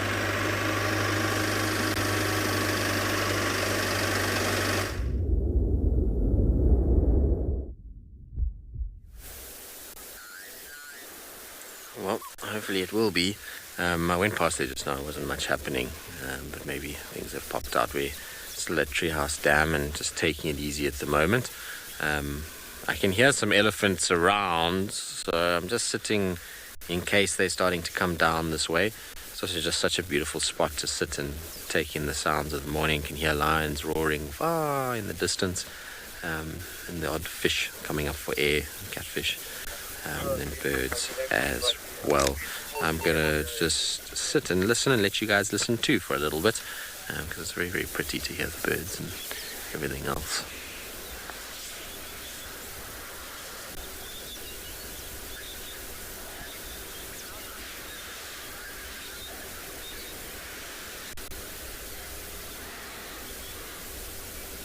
Nancy, broken our silence. How common is it for lions to hunt hippos in the evening? I think it depends where the lions are. In this area, not very common at all. A hippo is a very, very dangerous creature. It's not something that lions like to tangle with very much. Every now and then they try and often get taught a quite valuable lesson. Funny enough, the Mopokos, which were 6 male lions that used to be in the Sabi Sands, they used to go after hippos every now and then and had sort of mixed results. They did catch a few every now and then, but it wasn't, easy for them. And they used to target smaller individuals. It was very seldom that they used to go after big bulls. So smaller youngsters or cows was what they would go after. But yeah, it's not that common. Like I say, hippos really are dangerous, difficult for lions to bring down, awkward animals to kind of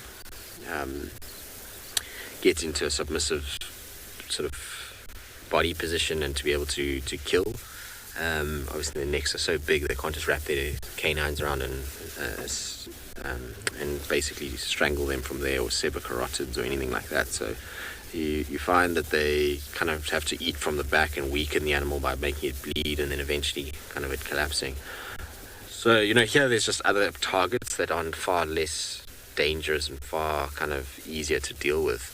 In places like in some of the areas like South Luangwa and Lower Zambezi and places like that, sometimes hippos are targeted because other animals might be a little bit harder to come by.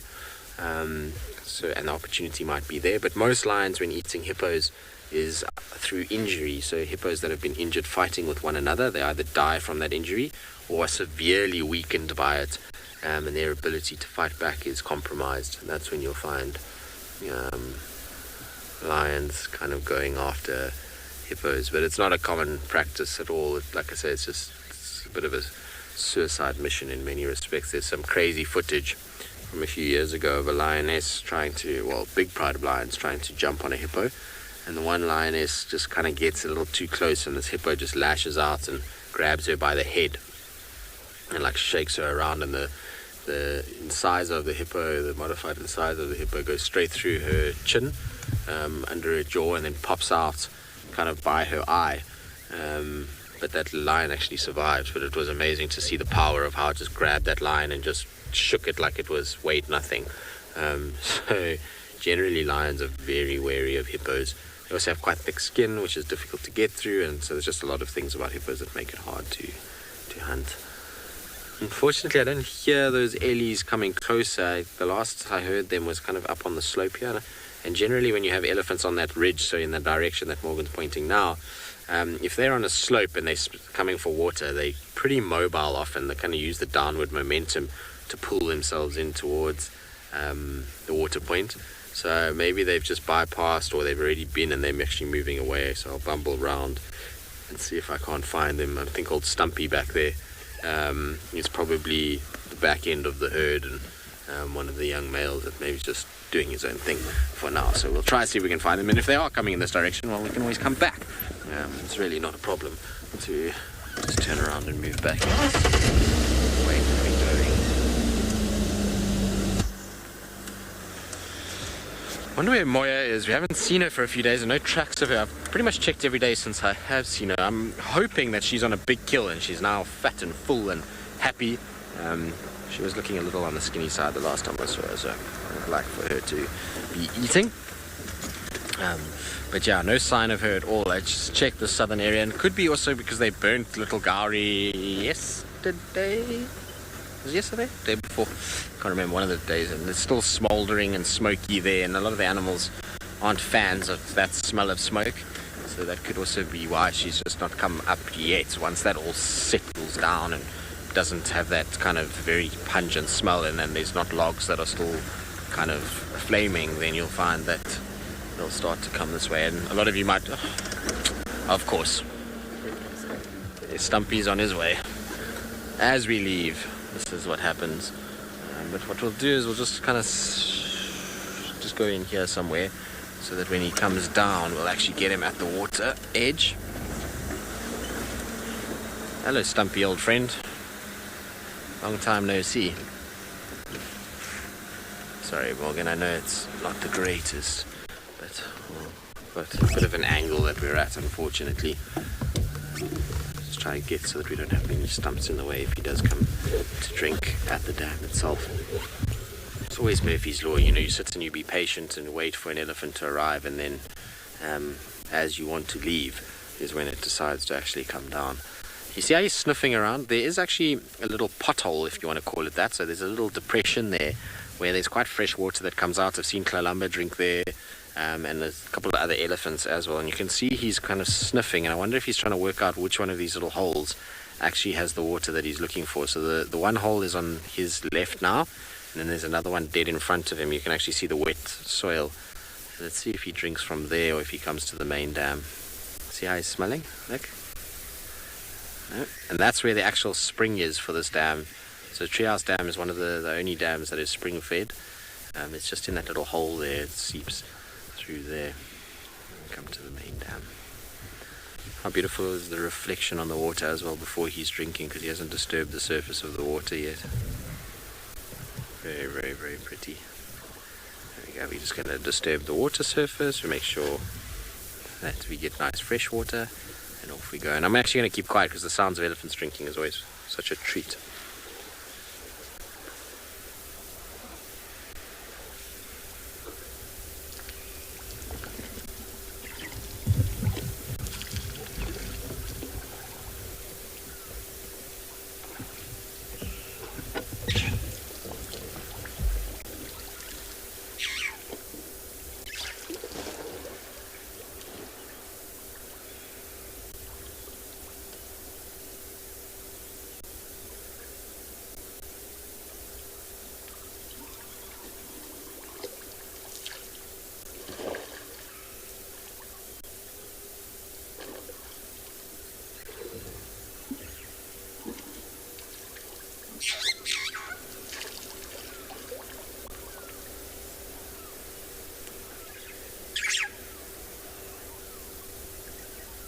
Super peaceful and serene, isn't it? Just listening to the trickling of the water and him.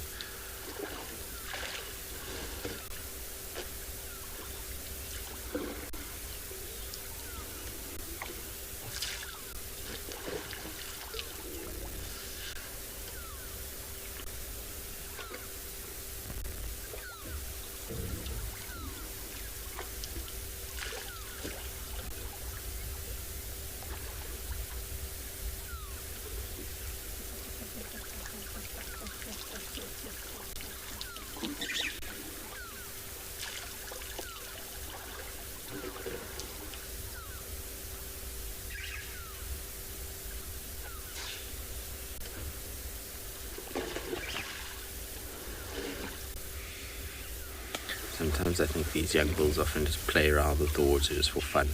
I know he's drinking a little bit, but you can kind of see like splashes the water around and just generally messes about. And you'll find when they suck up trunkfuls of water, if there's little bits in it and they can feel things, and often they just spray it back out again until they find a little bit of cleaner water.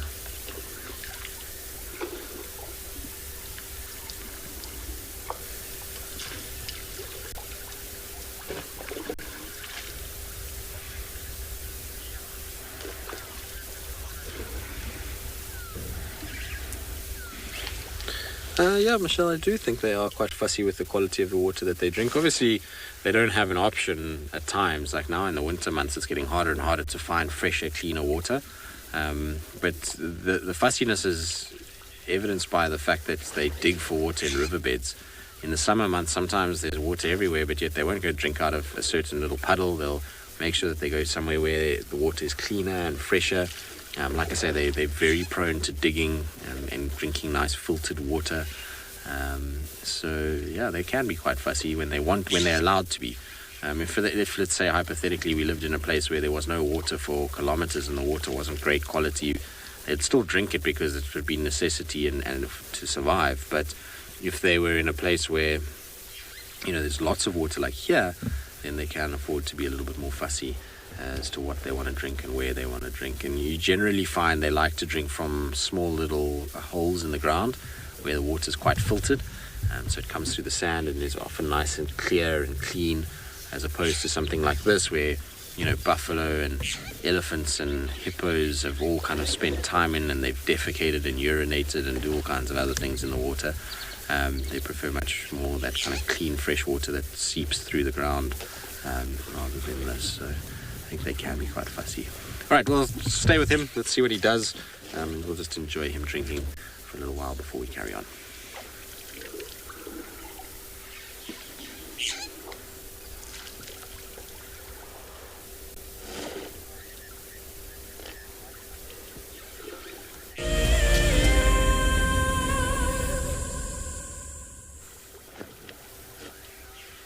Well, we're still with our Ellie, as you can see. Like I say, I'll just enjoy him having a drink. It's nice just to sit quietly while he goes about his business.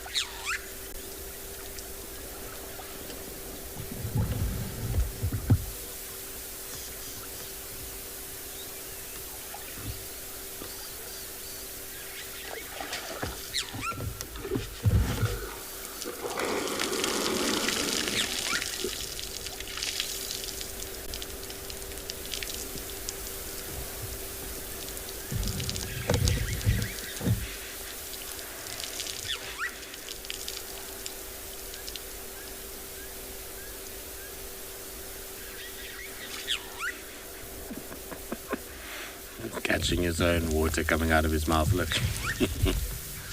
Silly boy. Stumpy, you're a character too, just like Marif, so both of you have provided lots of entertainment this morning. I think he's done with his drink though. That was kind of like, I don't feel like having any more, so I'm just going to dribble this out. Alright, so we'll leave him. We'll probably carry on, see if we can find the rest of the elephants that we heard up the road a little bit earlier.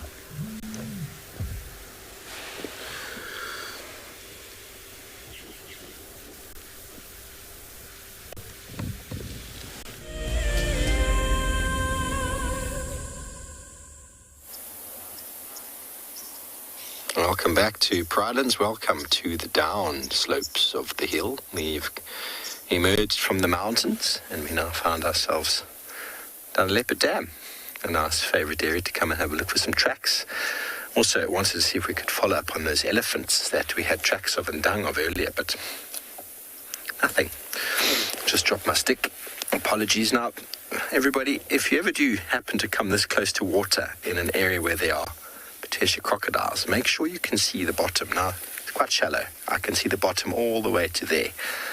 I wouldn't be standing here if I was concerned. So, but bear in mind, crocodiles can occur in any water body 50 kilometers from an area that has crocodiles. Bear that in mind. Your swimming pool included.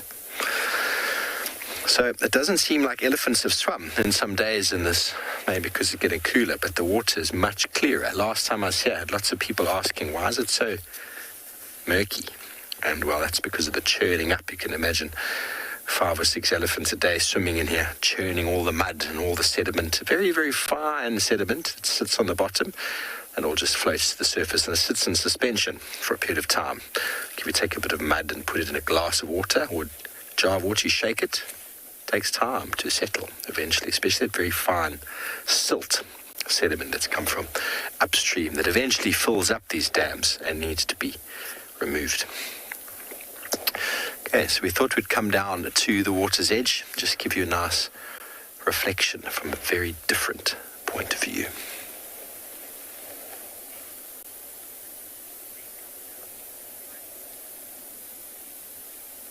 Eddie, I haven't seen a crocodile in Prylands actually. Up on the Lavuvu where I was just recently up in the northern Kruger, lots and lots of crocodiles there, big ones. The biggest crocodile recorded was pulled, or in southern Africa, was pulled out of the Lavuvu River, 5.5 meters, 1 metric ton. It's a big crocodile. Saw lots of tracks in it as well. I haven't seen a crocodile here. It's not to say that there aren't any. The Olifants River is not that far away. Crocodiles can move. They can move. I just don't know if there's too many fish in this watering hole for a crocodile. That would definitely influence the need to be here.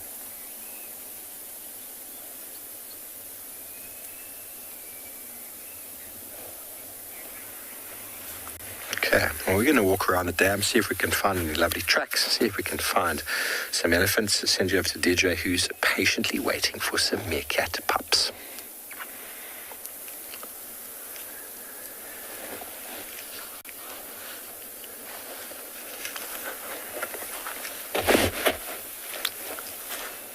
Okay, well, sorry about that, but we've got a couple of giraffe just behind over here that have decided they want to head in our general direction. 3 giraffe. Now, we don't want to influence them. We are here by the water where I'm sure they want to come. Beautiful giraffe. Look at them. 2 ladies and a gentleman. Now, I've noticed the giraffe here in Prylands are very relaxed. Very, very relaxed. They don't really have too much of an issue with us. And that's cool. Nice to have. Obviously, we don't pet them or feed them, everybody. That is a very big no-no. You can hear the oxpeckers. Giraffe are going to walk right towards us. Going to walk around us, perhaps. So by their behavior, there's a good indication that they aren't too spooked. They want to come and drink, but for us to back away now, it's not going to influence this one walking around us on the left. So we're just going to stand here, let them come around, and they're probably going to come and drink on the other side there. Wouldn't that be something special to see? Hello, beautiful lady.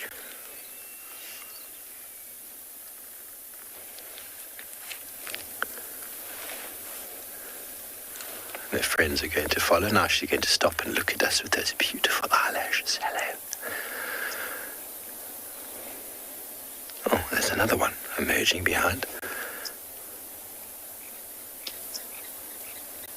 Beautiful. There's something about the giraffe, isn't there? It's mystified naturalists, mystified many people for very, very long time, how they got to their size. These gentle giants. Now, something that mystifies me, you can see the giraffe has moved up to a knobthorn there, and the knobthorn is in full flower. Now, I arrived on Providence a couple of days ago, and I've noticed all the tall knobthorns are all in full flower, which is very strange. They are definitely a plant that flowers in spring. Early spring, they're an indication of the changing of seasons, but we are still in the dead of winter. So I don't know. Maybe the water table is high. We've had some warm days. Maybe the knobthorns are responding to the fact that, there is water, so they can produce flowers. It's possible. I don't know if anybody knows why the knobthorns have flowered early. I don't ever recall them flowering this early. Please do let me know.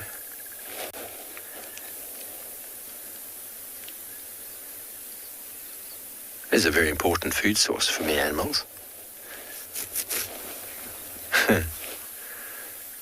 Cammy, what a treat indeed, eh? What a treat indeed. The giraffe will feed on the flowers. Many of the birds will as well. We see our go-away birds feeding on the flowers and a number of other birds.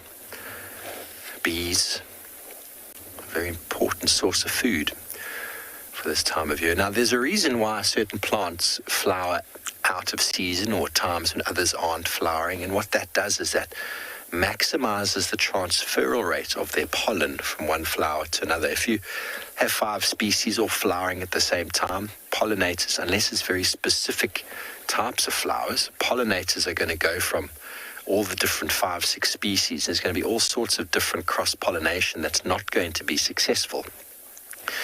But knobthorns, many of our forest trees go through sort of pollination, or at least fruiting, at different times, and pollination different times, so as to maximize the ability of the cross-pollination of the species specifically. Okay, while our giraffe are heading around us feeding, maybe they'll come down to drink on the other side. We might just hang out and see, but let's send you back, see if Tswalu's up and running.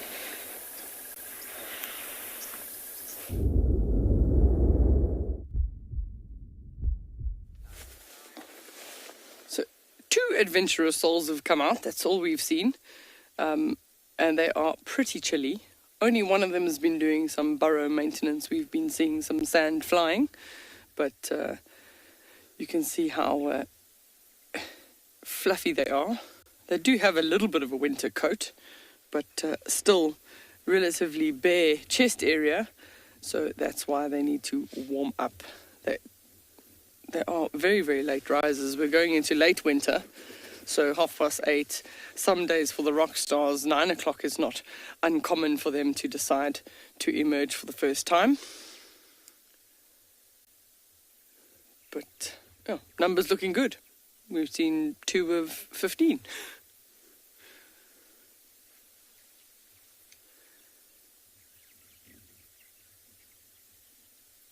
So at this stage, the alpha female, she's had the pups, which means she needs to go and get food on a daily basis in order to produce the milk to feed the pups.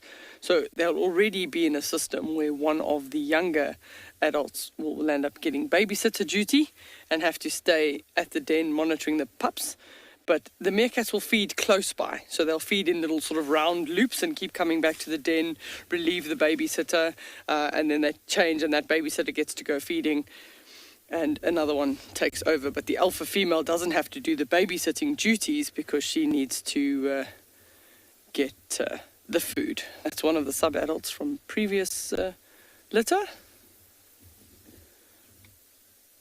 Generally about sort of a 4 to 5 month gap between pups.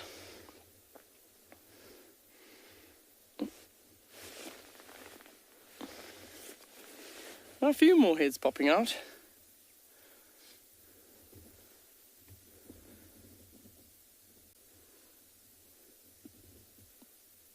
There's another one that's still hesitant to come out completely.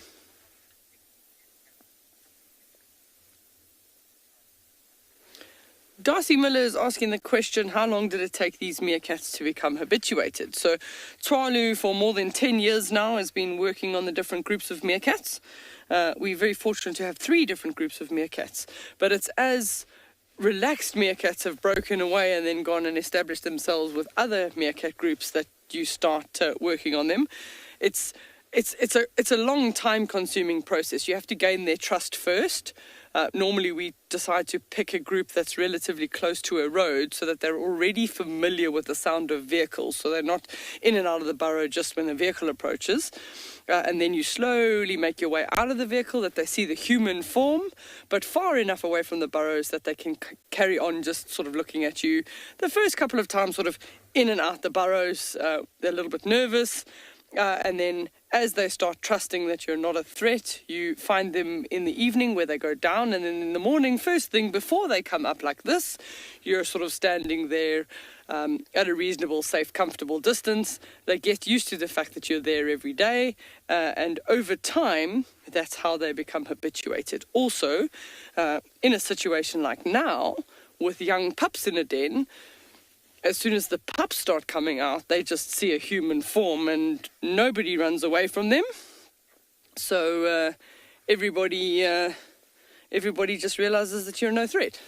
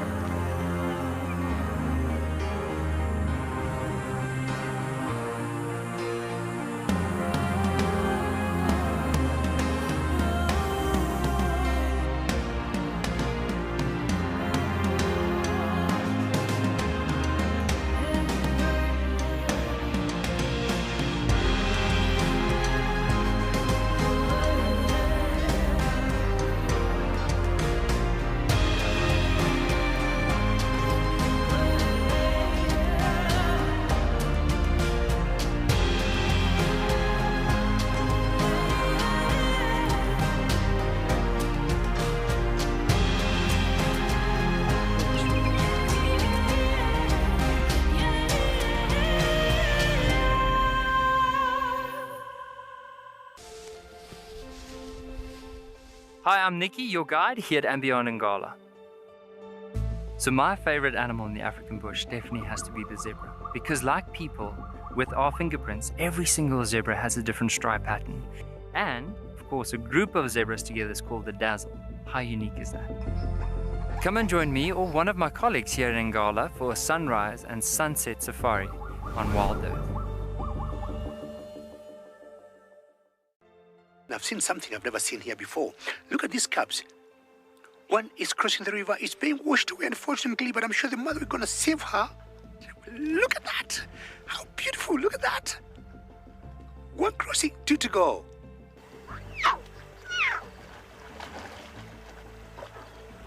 How cool is this? Expect the unexpected here on Wild Earth daily. Hello, I'm Marna, your Wild Earth Safari guide from and beyond Ngala. What I really like about connecting with Wild Earth viewers is that we get to speak to viewers instantly, and I get to show you this beautiful property. If you want to ask me a question, register on the Wild Earth website. Simply head over to the live safari page and you can submit your questions there. Join me or one of the other guides twice a day on Wild Earth.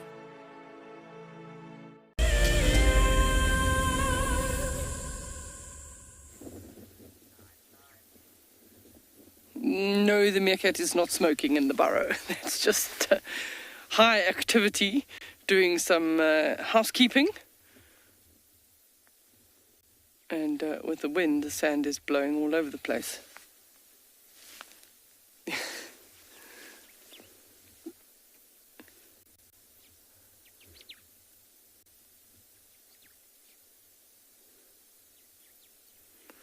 So, always good to have a look out. when Gerrit and I drove off the first time, we actually bumped into a jackal not too far from here, so hopefully that doesn't come anywhere close.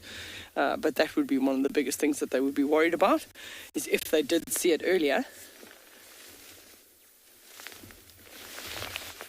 We see in the far background, we've actually got, they can see it, they've seen it already, an ostrich to the far.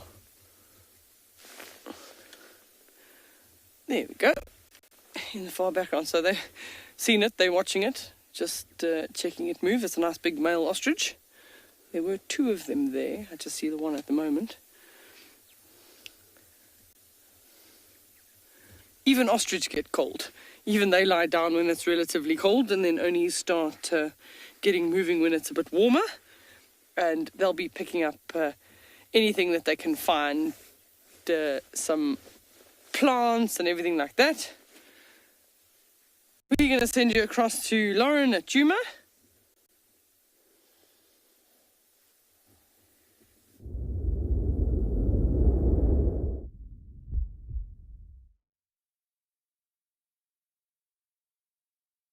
Very eventful, lots of action. Fighting, hyenas. But sadly, it's all gone a little bit quiet now, I'm afraid. We drove past a hyena den again and there's nobody home, or nobody that we could see from the boundary line at least. So we're just scratching around Djuma now. See if we can pick up on signs of anybody else. I mean, there's definitely buffalo around. My goodness, buffalo leave quite the mess behind them. Also smell them. It's a very strong smell of buffalo. And they've been on Djuma. I'm assuming it's the same herd. They've been on Djuma for a few days now.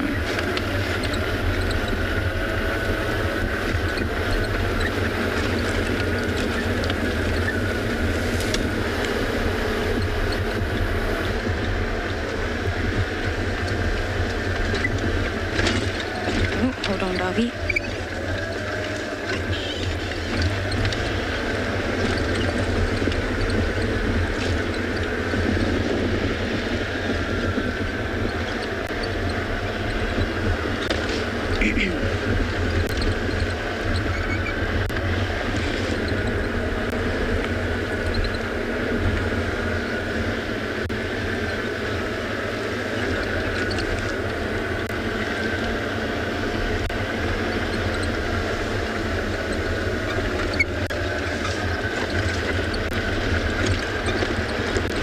Slowly approaching Treehouse Dam.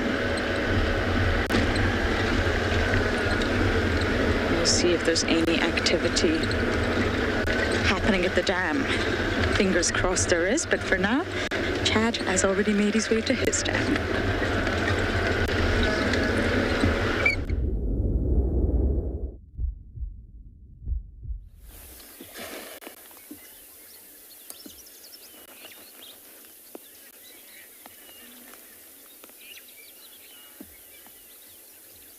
Welcome back to and beyond Phinda, and we decided to leave those elephant bulls there. We're moving into the thicker area, so there was no view anymore. We also did drive around the area where those monkeys were alarm calling and didn't find any signs of any predators. So that predator might still be in quite a deep drainage line, but we've come to this beautiful waterhole where I think we'll just sit in silence for a little bit and enjoy. There's a couple of bird calls around, some hippos in the water. Just a beautiful scene overall. So let's just take a moment's silence and just enjoy the African bush.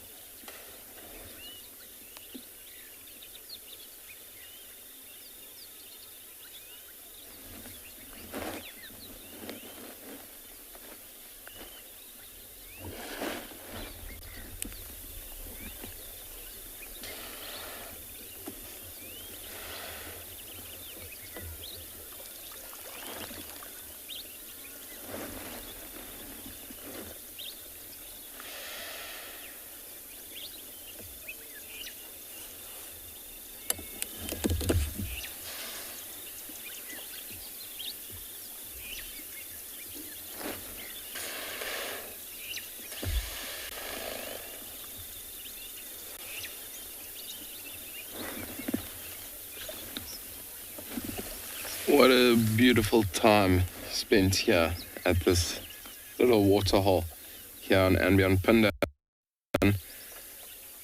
I've actually just spotted a crocodile. Karen, it is a beautiful moment just to appreciate this beautiful scenery with the hippos and the crocodile. The crocodile, Johannes, where that bird was, just a little bit down onto the small little mud bank, just next to the water. It's very tough to see if you zoom in a little bit.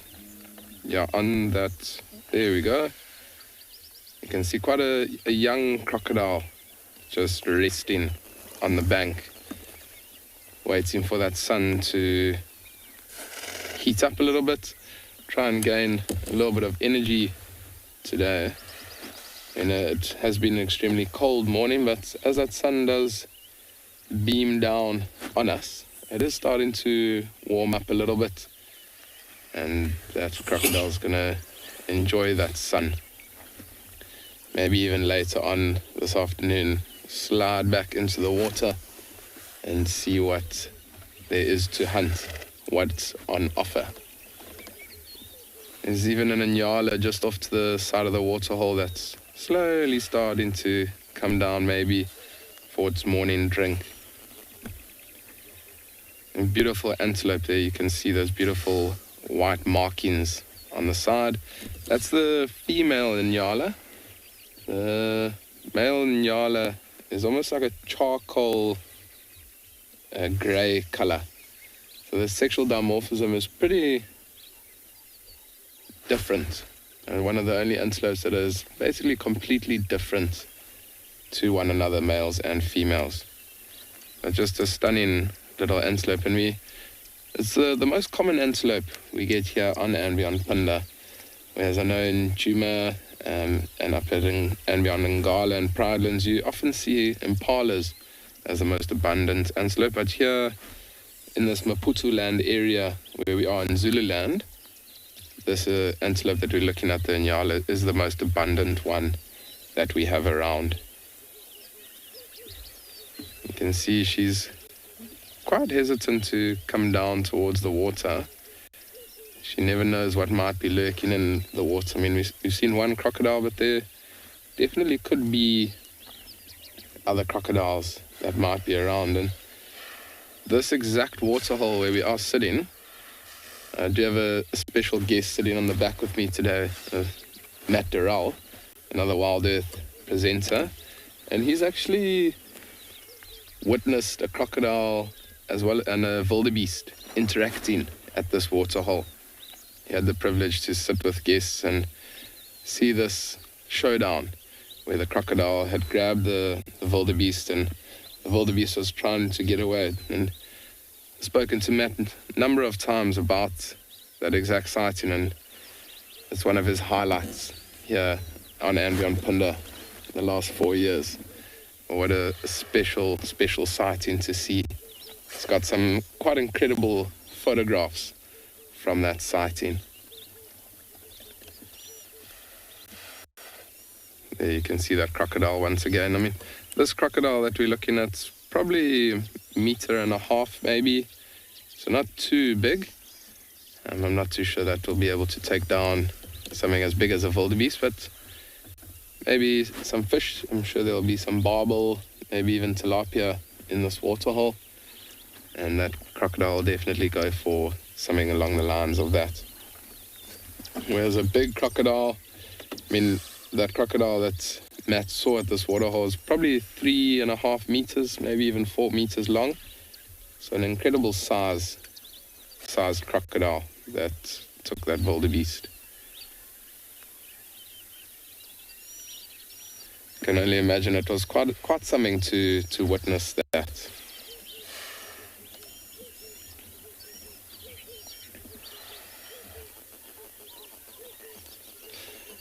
We're going to sit here at this waterhole. I mean, it's such a beautiful morning here and beyond Phinda.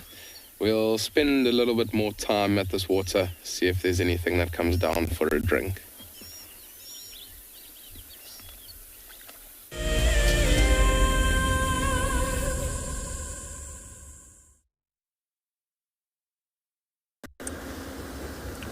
something will come down. It's a good time of the day to be at Waterholes. It's a warm morning, so I'd imagine some things are actually going to... It's actually where we're heading at the moment. We're going to be heading to Buffelshoek Dam, try and see if there's any sign coming to drink there. Right, if we can kind of pick up anything. Alright, unfortunately it sounds like our signal is not working very well, so we're going to send you across to Lauren.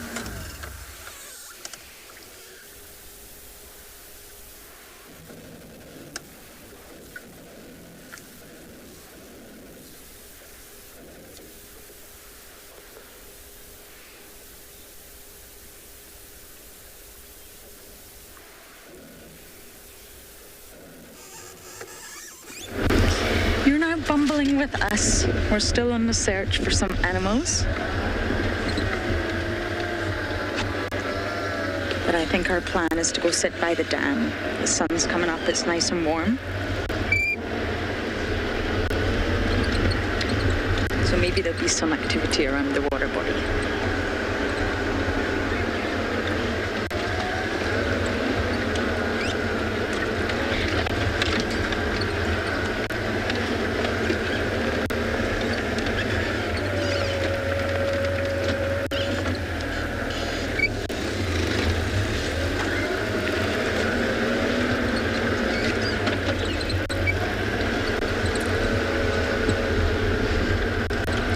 This is actually a really nice viewpoint.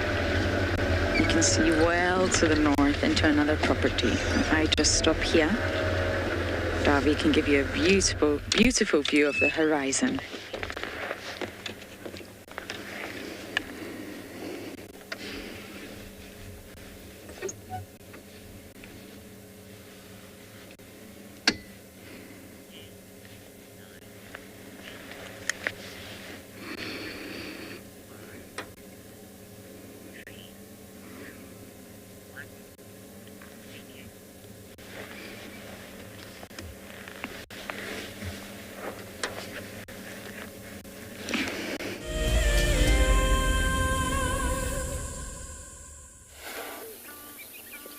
African jacanas.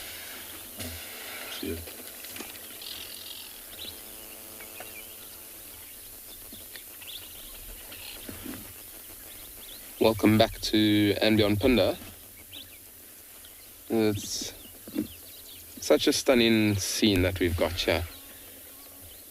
And just listening now, we were hearing branches breaking just off to our right-hand side, and it sounds like there might be maybe another elephant or two in this very thick drainage line right behind us at this waterhole. And I think as it does start to heat up this morning, I'm sure those elephants will come down towards the water to have a drink.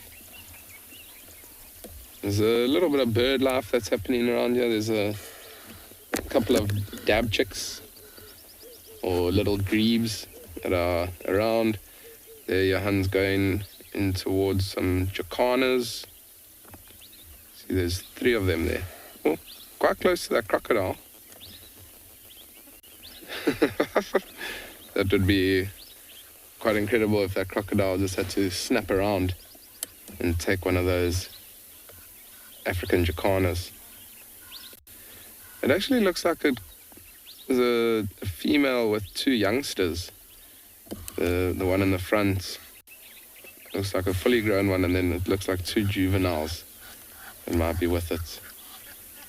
The one's flown off over the water. I wonder if these 2 are going to then follow. There's also some Egyptian geese that are flying over. White-breasted cormorants also. There's a waterhole a little bit further away from us where those white-breasted cormorants do nest. And maybe from here we'll start heading in that direction and see what's happening at the other waterhole with those white-breasted cormorants nesting. And it's quite incredible. They make a lot of noise, the chicks in the nests, waiting for mom or dad to bring back some food. And there's also a beautiful little pod of hippos It does seem like it's maybe 3 or 4, and maybe a younger male hippo that's taken the territory around this waterhole. I do see that there is a youngster also. And that little dab chick in the top right-hand corner of the screen just swimming around.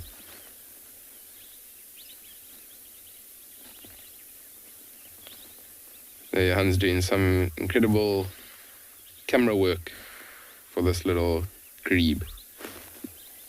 Seems like it's actually fishing, looking for any food that might be around. Oh, it's got a fish. Yeah, it's got a fish. What? That's incredible.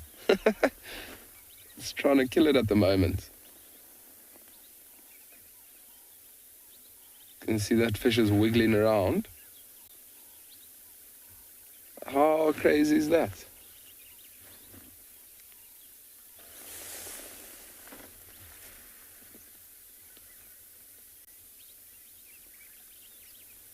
I think that little grebe might be trying to kill that fish before it does swallow it.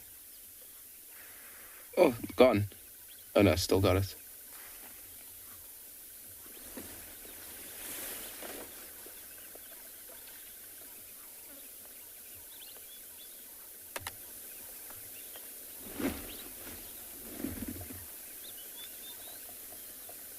That fish does look quite a reasonable size. It's a nice little snack, early morning snack for that little grebe.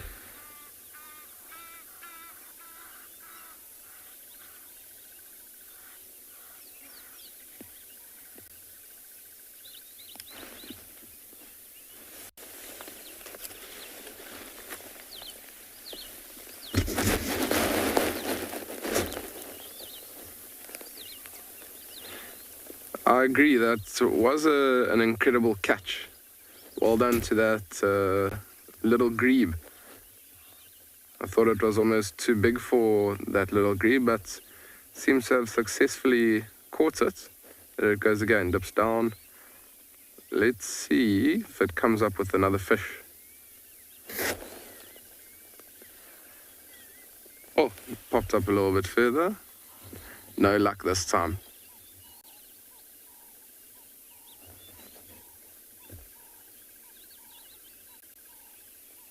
That was incredible to watch. I've never actually seen a little grebe catch a fish like that, so that was brilliant to see.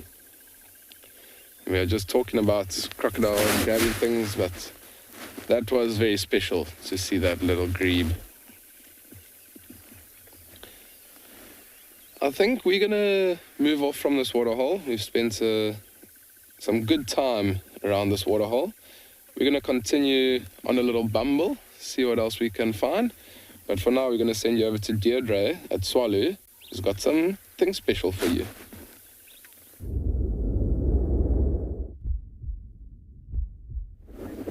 So, 2 busybodies there, really busybodies, but all of them are participating in the housekeeping. And I do suppose it's if they're planning on spending the next 2 weeks here while they've got pups in the den, they might as well make some alterations. One's not sitting in the smartest place. If there's one thing they know how to do, and that's move sand. Everybody's doing their little bit at one of the holes. And especially while it's cold at the moment, there's no reason for them to move on too quickly. They need to warm up a little bit first. So I suppose digging is one of those activities that will help them warm up. And then they'll move on to go and find some insects for the day.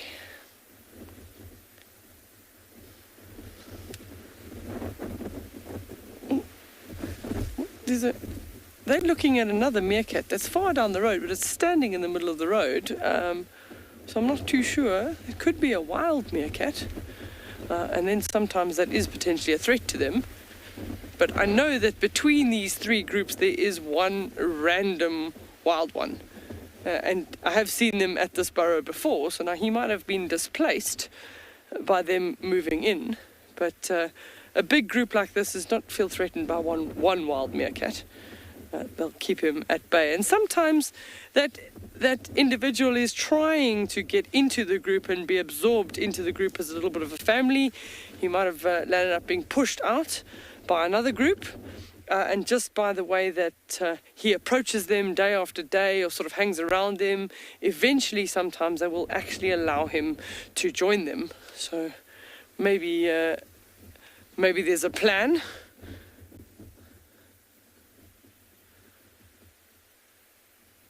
But we also know that this particular alpha female, sometimes as soon as she has pups, she chases the beta female away, and that could be the beta female. So Nicholas is asking the question, how large and complex are their burrows? So this particular system, I think if I had to walk a circle, it's around about a 10 meter circle. Their burrows average to about a meter under the ground, and initially constructed by ground squirrels. And then the meerkats move in and they make modifications, which, as you can see by their housekeeping, they are moving quite a bit of soil. Sometimes they actually manage to make the burrows interconnect, and that is a really ideal system, so that if they run into one hole, if anything is chasing them, they can pop out somewhere else. And some of them over years can actually grow to quite large. This one is a relatively new one for them to have moved into. So they are expanding as we speak. But it seems to average, I mean, some of the other burrow systems, like the Makalas, for example, they're in a burrow system that's been in existence for a really, really long time, and that's probably about 4 times the size of what these ones are in. But they also then, the bigger the burrow system, very often there are other animals that they share them with, like ground squirrels or yellow mongoose. We have even had little bat-eared foxes or Cape foxes nearby some of them. So it depends on how large the system is. But they seem to have occupied almost every one of the holes in this burrow. And especially in winter, they want to be able to fit a couple of meerkats in one hole at least. That keeps them nice and warm at night.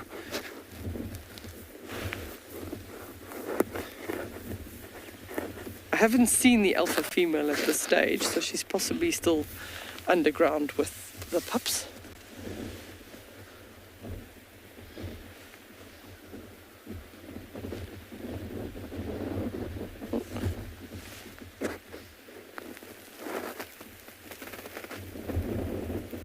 It must be quite difficult to do your job as a sentry looking around when you're just getting sand thrown up in your face. I would also look away if I were them.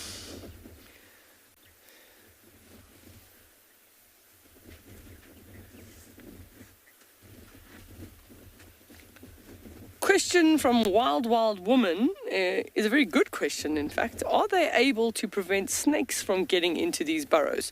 So, as a group of meerkats, if they do feel threatened by a snake, they can act as a mob and try and sort of attack and bite at a snake in order to try and chase it away. But sometimes they're not always successful, and that maybe the puff adder is already in the hole in a lying in wait position. And sometimes if the Cape Cobra is persistent and slithers into the burrow, then it is very difficult for them. So they are vulnerable to snakes. They don't, if they get to a burrow system and they can smell or they feel that there's a snake around, when I say feel, I mean by smell or they see it, then they'll often move burrow systems.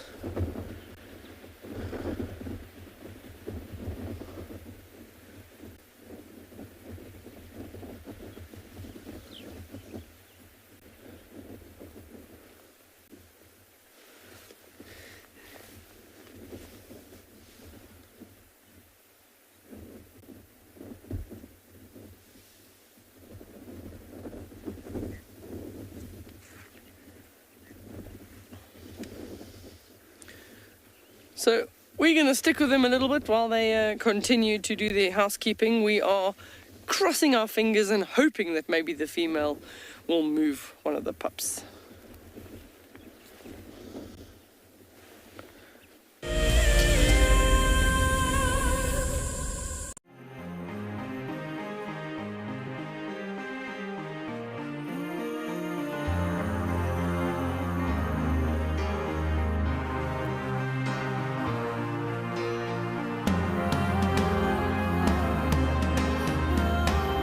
Suspended above Kenya's Masai Mara is a breathtaking lodge where unrivaled service goes hand in hand with extraordinary wildlife sightings.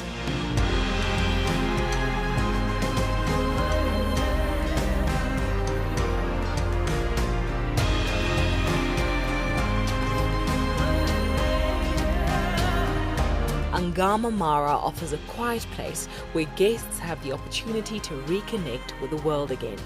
Sign up to be a Wild Earth Explorer before the end of July, and you and a friend could win a 3-night stay at this award-winning lodge. Wild Earth Explorers, it's in your nature. There's a grounding earthiness to this place that we feel in our ancestors. It's a place where, believe it or not, we evolved as a human species, and anyone who's come to Africa will understand that. The connectivity that the continent has to the person and to people's souls is next level. I'm thoroughly looking forward to taking you on your next adventure when we explore all the small and big things. Catch up with the guides daily here on Wild Earth.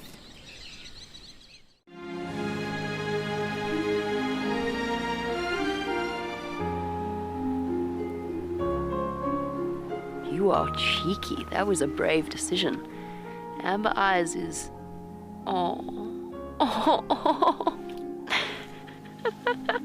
That is so magic. That was absolutely wonderful. Amber Eyes just gave that cub an enormous hug. Expect the unexpected here on Wild Earth daily. My name is Lauren, and I'm currently working in Djuma Private Game Reserve here in South Africa. I love answering your questions during the live safaris. It's my favorite part. It feels like you're on the vehicle with me, and I'm able to teach you exactly what you want to know. If you want to ask a question on Wild Earth, then you need to register on our website. Once registered, you must go to the live safari page and ask your question below the live feed.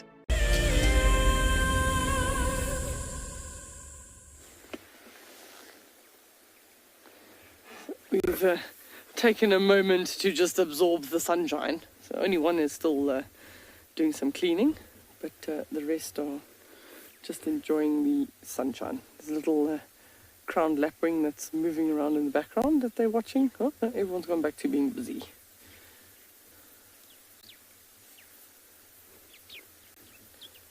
So as soon as these pups are old enough, when they're about 2 weeks, 2 to 3 weeks, they'll emerge for the first time, and they'll feed and forage very close to the burrow.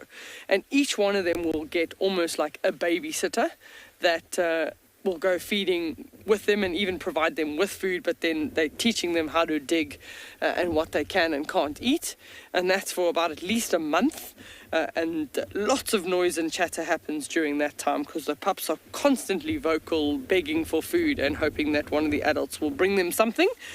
And then at about a month, they're a little bit better at feeding themselves, and they beg a lot less, and then they are quite well integrated into the group at that time. And even the youngsters, then they start playing.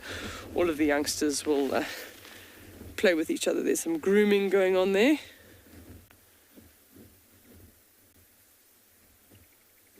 Also essential to keep your fur nice and clean. And that's constant bonding as well. As soon as they're sort of grooming each other, that's reaffirming the bonds between them and also getting the different smells.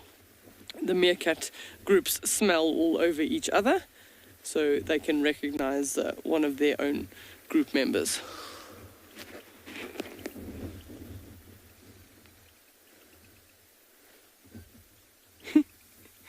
Two birds just flew in and are shouting at them, but I don't know what the two birds are, but they ducked.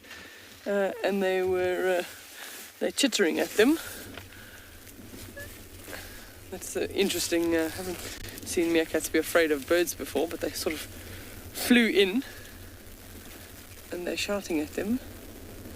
Oh, nice, 2 ground scraper thrushes. Those are very, very pretty. Nice streaking on the belly. A ground scraper thrush will also be looking for insects. Maybe as the meerkats are disturbing the soil, there's a possibility that they can get the insects. Now, a meerkat's not going to chase after one of these birds. It's not on its prey range. They're not bird eaters, as it were. They focus only on insects.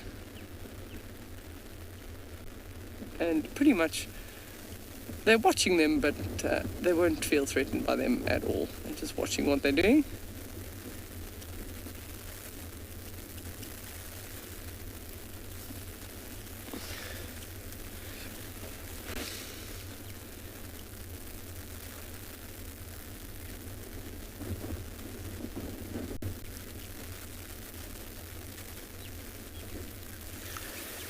Catherine is asking the question what research is being done on the meerkats at Tswalu at the moment. So we're not actually researching the meerkats actively.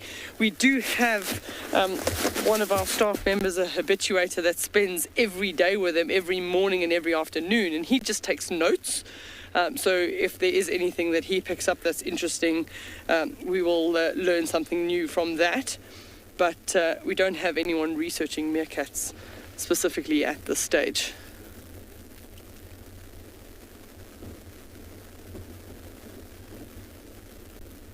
Tswalu is very, very fortunate that we do have a lot of research projects. We've got research projects on little pygmy falcons, which are little birds that live in amongst the sociable weavers' nests. We have a snake researcher doing research on Cape Cobra as well as puff adder. We've got people doing sparrow weaver research, also sociable weavers. We've got small mammals. They've just recently done some rodent surveys here. So Tswalu, very, very active and important in contributing to that sort of conservation of the Kalahari. It's very important for us to understand how these animals survive and how they're going to react. A lot of our projects are also aimed at what will happen if we have climate change. So most of the projects now are focusing on that. We also have people doing research on pangolin. And if I forgot any of the researchers, I apologize. We've got lots of different projects.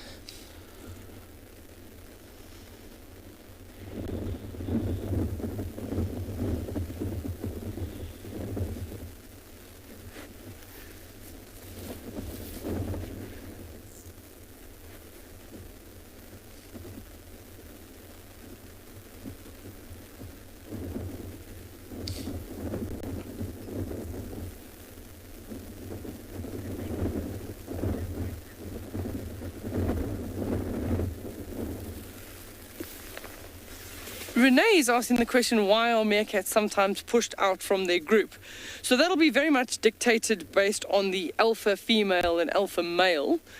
If a female, like a beta female, wants to be an alpha female, then sometimes that is seen as a bit of a threat, so they will push them out. Sometimes also meerkats move of their own accord. If a sub-adult male starts getting to maturity and he wants the possibility to breed and go and be an alpha male somewhere else, then they may move on. And so sometimes it's personal choice and sometimes it's fighting. We've had some serious fights between sort of alpha and beta female, so she just tries to sort of keep her in her place.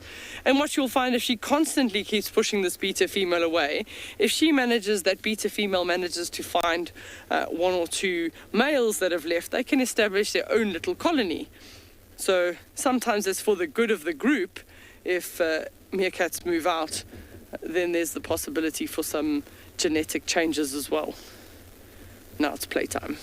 All the little youngsters from the last group had 5. Well, those will be like about 4 months old now. They're having a good play.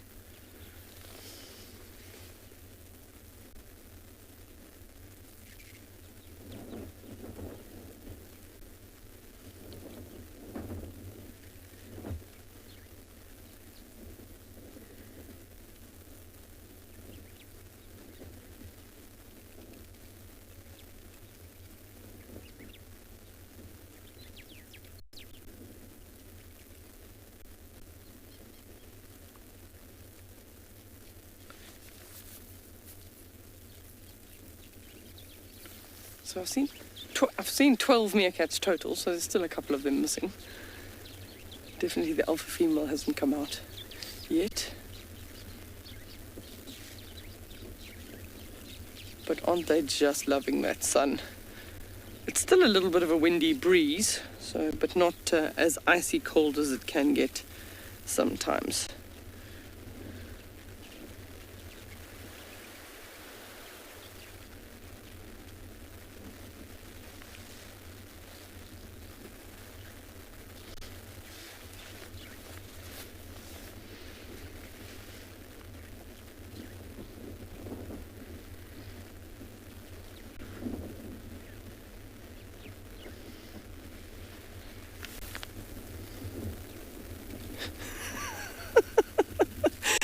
There was a bird that just flew over. None of them were paying attention, but all they literally saw was this shadow swooping down over them, and they all ducked, but it was only a glossy starling, so nothing to fear. It was not an eagle, but it just shows you how quick the reaction must be in case it was a larger bird of prey.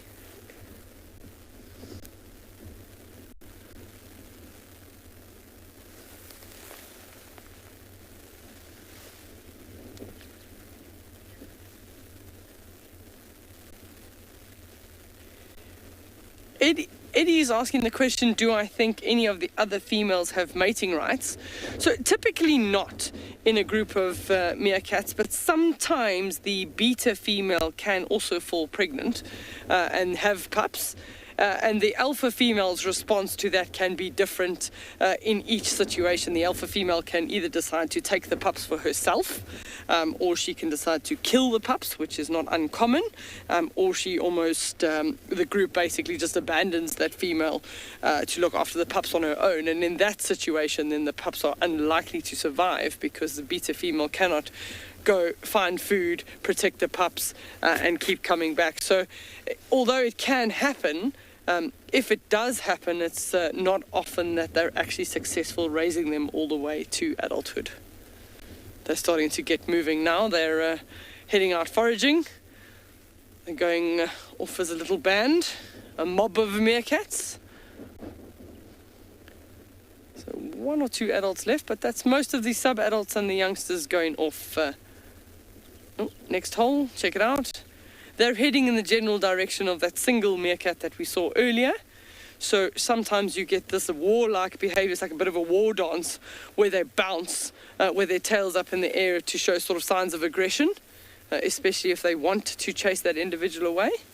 But also sometimes getting a little bit closer, they might actually recognize that it is one of their own.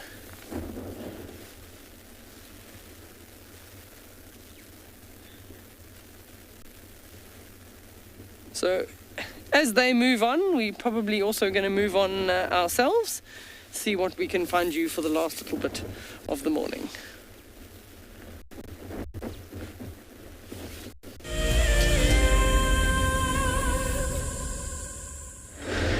We're on our most northern boundary, searching for tracks or any signs of animals. It's almost like a highway.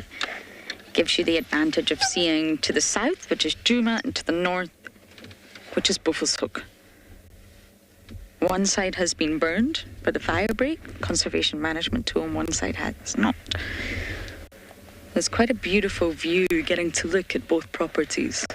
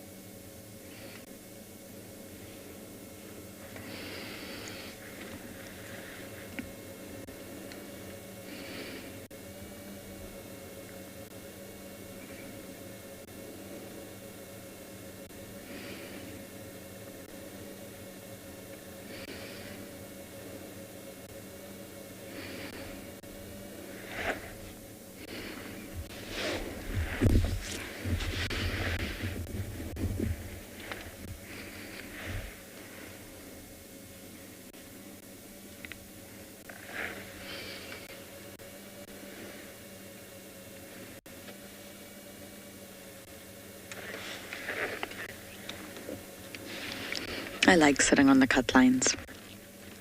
I like the feeling of being in between two properties, and also the possibility of animals crossing. They don't know it's boundary lines. It's a very, very good place to check, especially for the predators. So that's exactly what we're going to do. We're going to drive this highway and scratch around for any signs of the predators.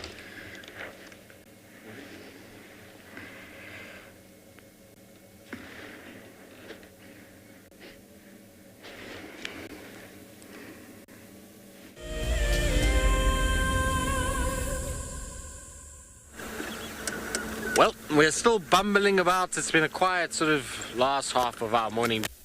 Not really much to go for it.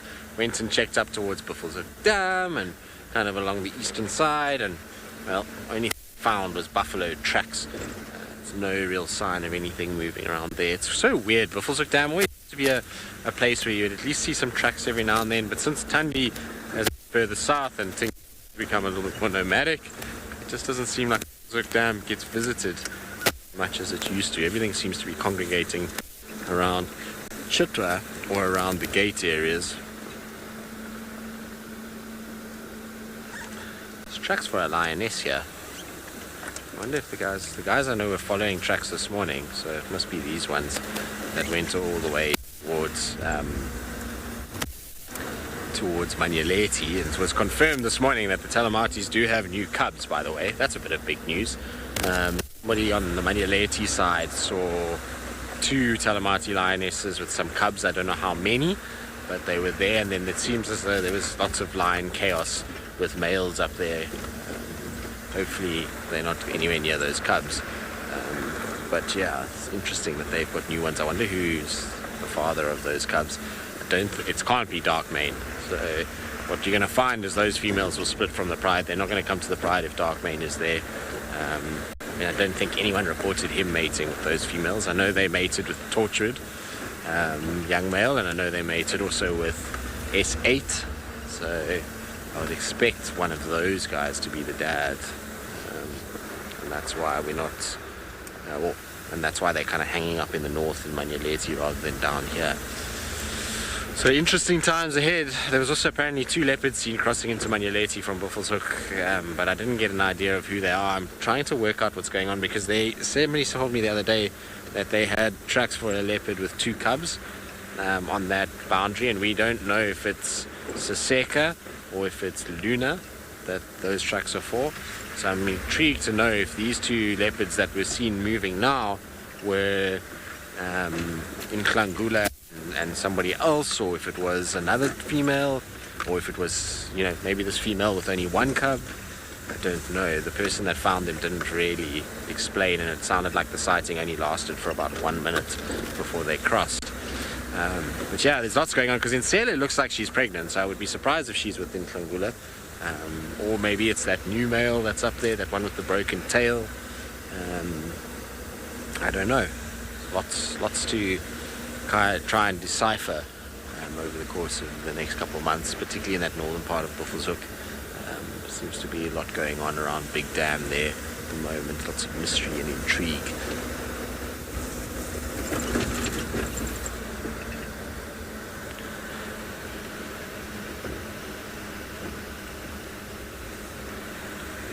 But Djuma has also been exceedingly quiet. So if I think about it of late, it's really been quite tough on Djuma itself. Probably the last month has not been that productive on Djuma. We've struggled a little bit from a sightings point of view. A lot of our sightings have been Chitwa, Torchwood, Buffelshoek, but Djuma itself has been fairly quiet. And I'm sure, and a lot of that, when I say quiet, I'm talking more about leopard than lions. The lions have been pretty good on Djuma.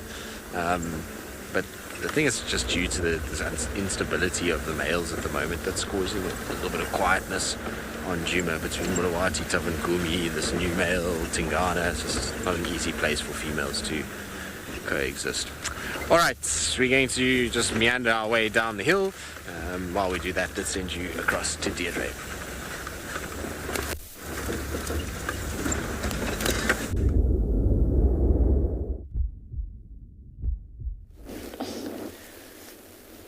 So we've left the rock stars and continued on down the road, and I gave the rock stars an unfair rap that they're the late risers, because here's the horses and they haven't even left their burrows yet. So this is the group of 9, and they're also sticking around at home, not looking too keen to move. The wind is starting to pick up a little bit. You can see there how the grass is moving, but there are only 4 out of 9 out the burrows at this stage, so they've proven the point that the rock stars are not always the last ones up and out of bed.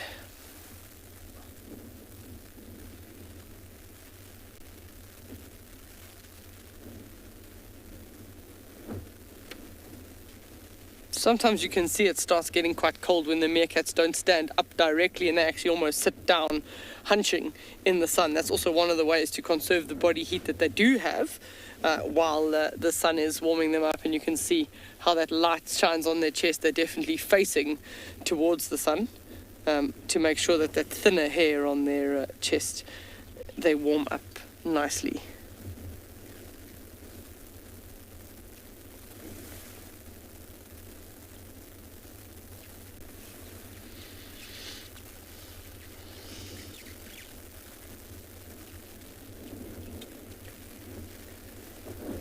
Jaden's comment is rock stars and the horses, how amazing.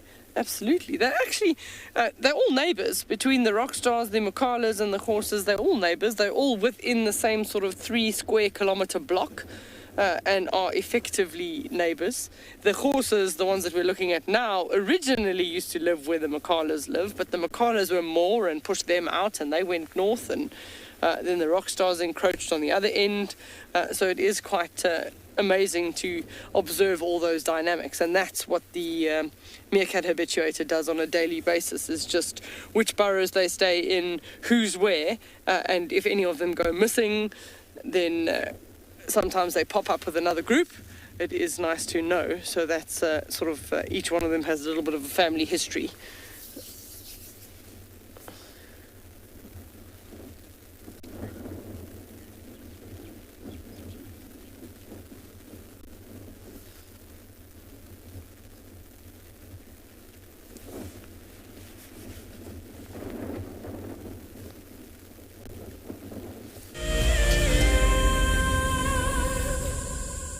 We have another wonderful guest with us, Sergio Real. Sergio is a holder of the Ticket to Dream. I bought a Ticket to Dream because I love Wild Earth. All of the guides have been awesome. We've been watching for years, and it's a favorite part of my day to get to watch the drives. I look forward to seeing lots of leopards. If you want to go on safari with a Wild Earth guide, whilst honing your bush knowledge and of course featuring in one of our shows, then head over to our website. My favorite part of the drive today was definitely an elephant that paid us a visit and came right to our car. Sign up to be a Wild Earth explorer and you could be making your first ever on-screen appearance. It's amazing being on a live drive in Djuma. It's just fantastic. The scenery is beautiful and the animals are even better.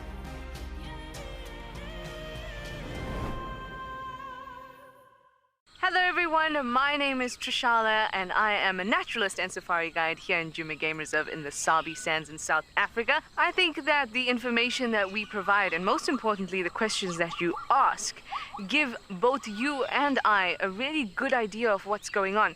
My friend Fernando here, he's a flat-necked chameleon, and I love them. They're just these gems that you manage to find in the bush. Catch up with the guides daily here on Wild Earth.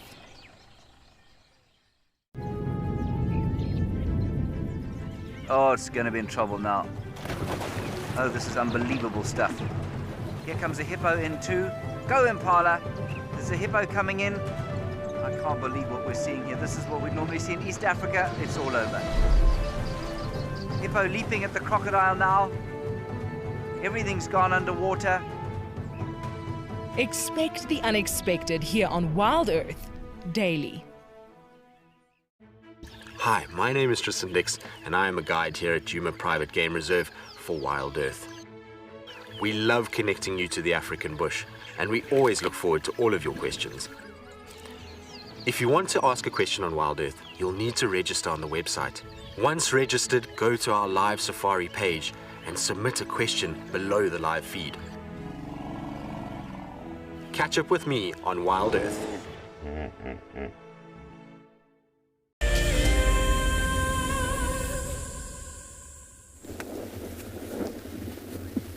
So, it seems like the teenagers are the ones that haven't woken up yet in the horses. It looks like majority adults, but one sub-adult and then the next, their set of youngsters haven't decided to emerge out the burrows just yet.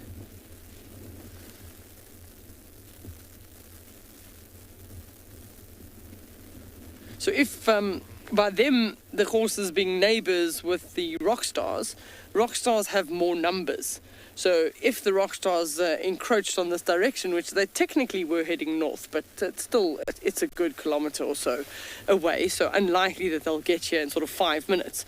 But for example, if this particular group decided that they were going to go foraging in a southerly direction today and the rock stars are foraging in a northerly direction, they could actually encounter each other.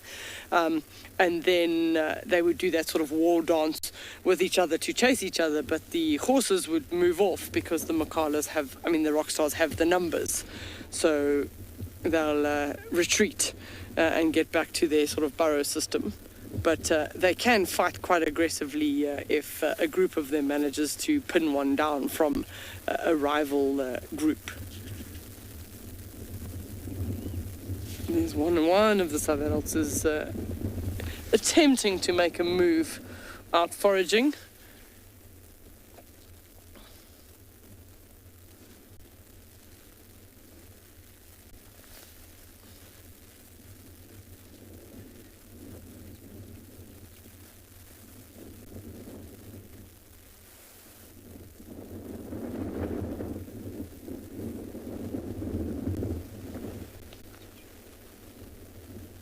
Aha, that's where the others are.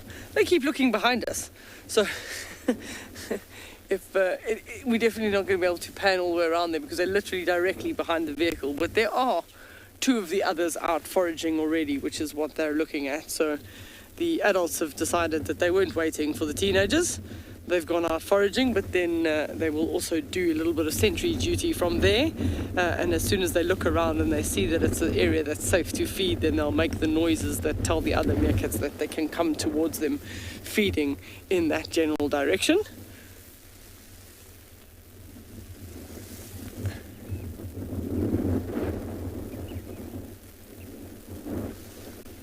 Oh, he got breakfast.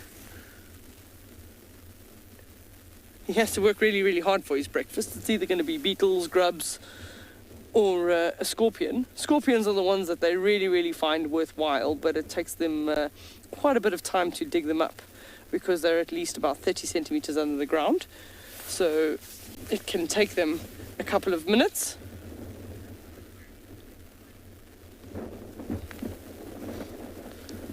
Horse Lover says she loves how they always, the parents are always the first ones to be on lookout. It is, they basically then continue to teach all the youngsters, and it's actually majority of the time the males that will do most of the sentry duty, but also they'll share the babysitting duty at a den if there are youngsters.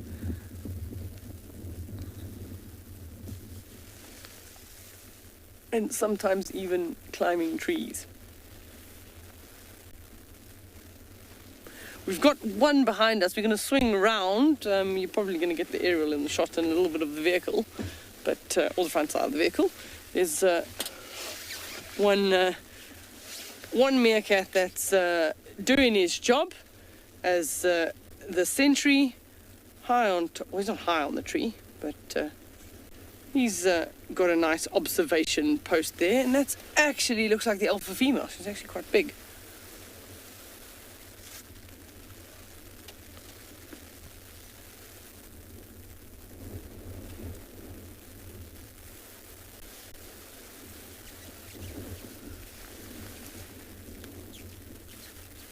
So as that meerkat looks out into the open plains, so too will we catch up with you much later this afternoon at 2:30 Central African time, and you can join us again on our live safari. So thank you very much from all our different locations, and we will see you later.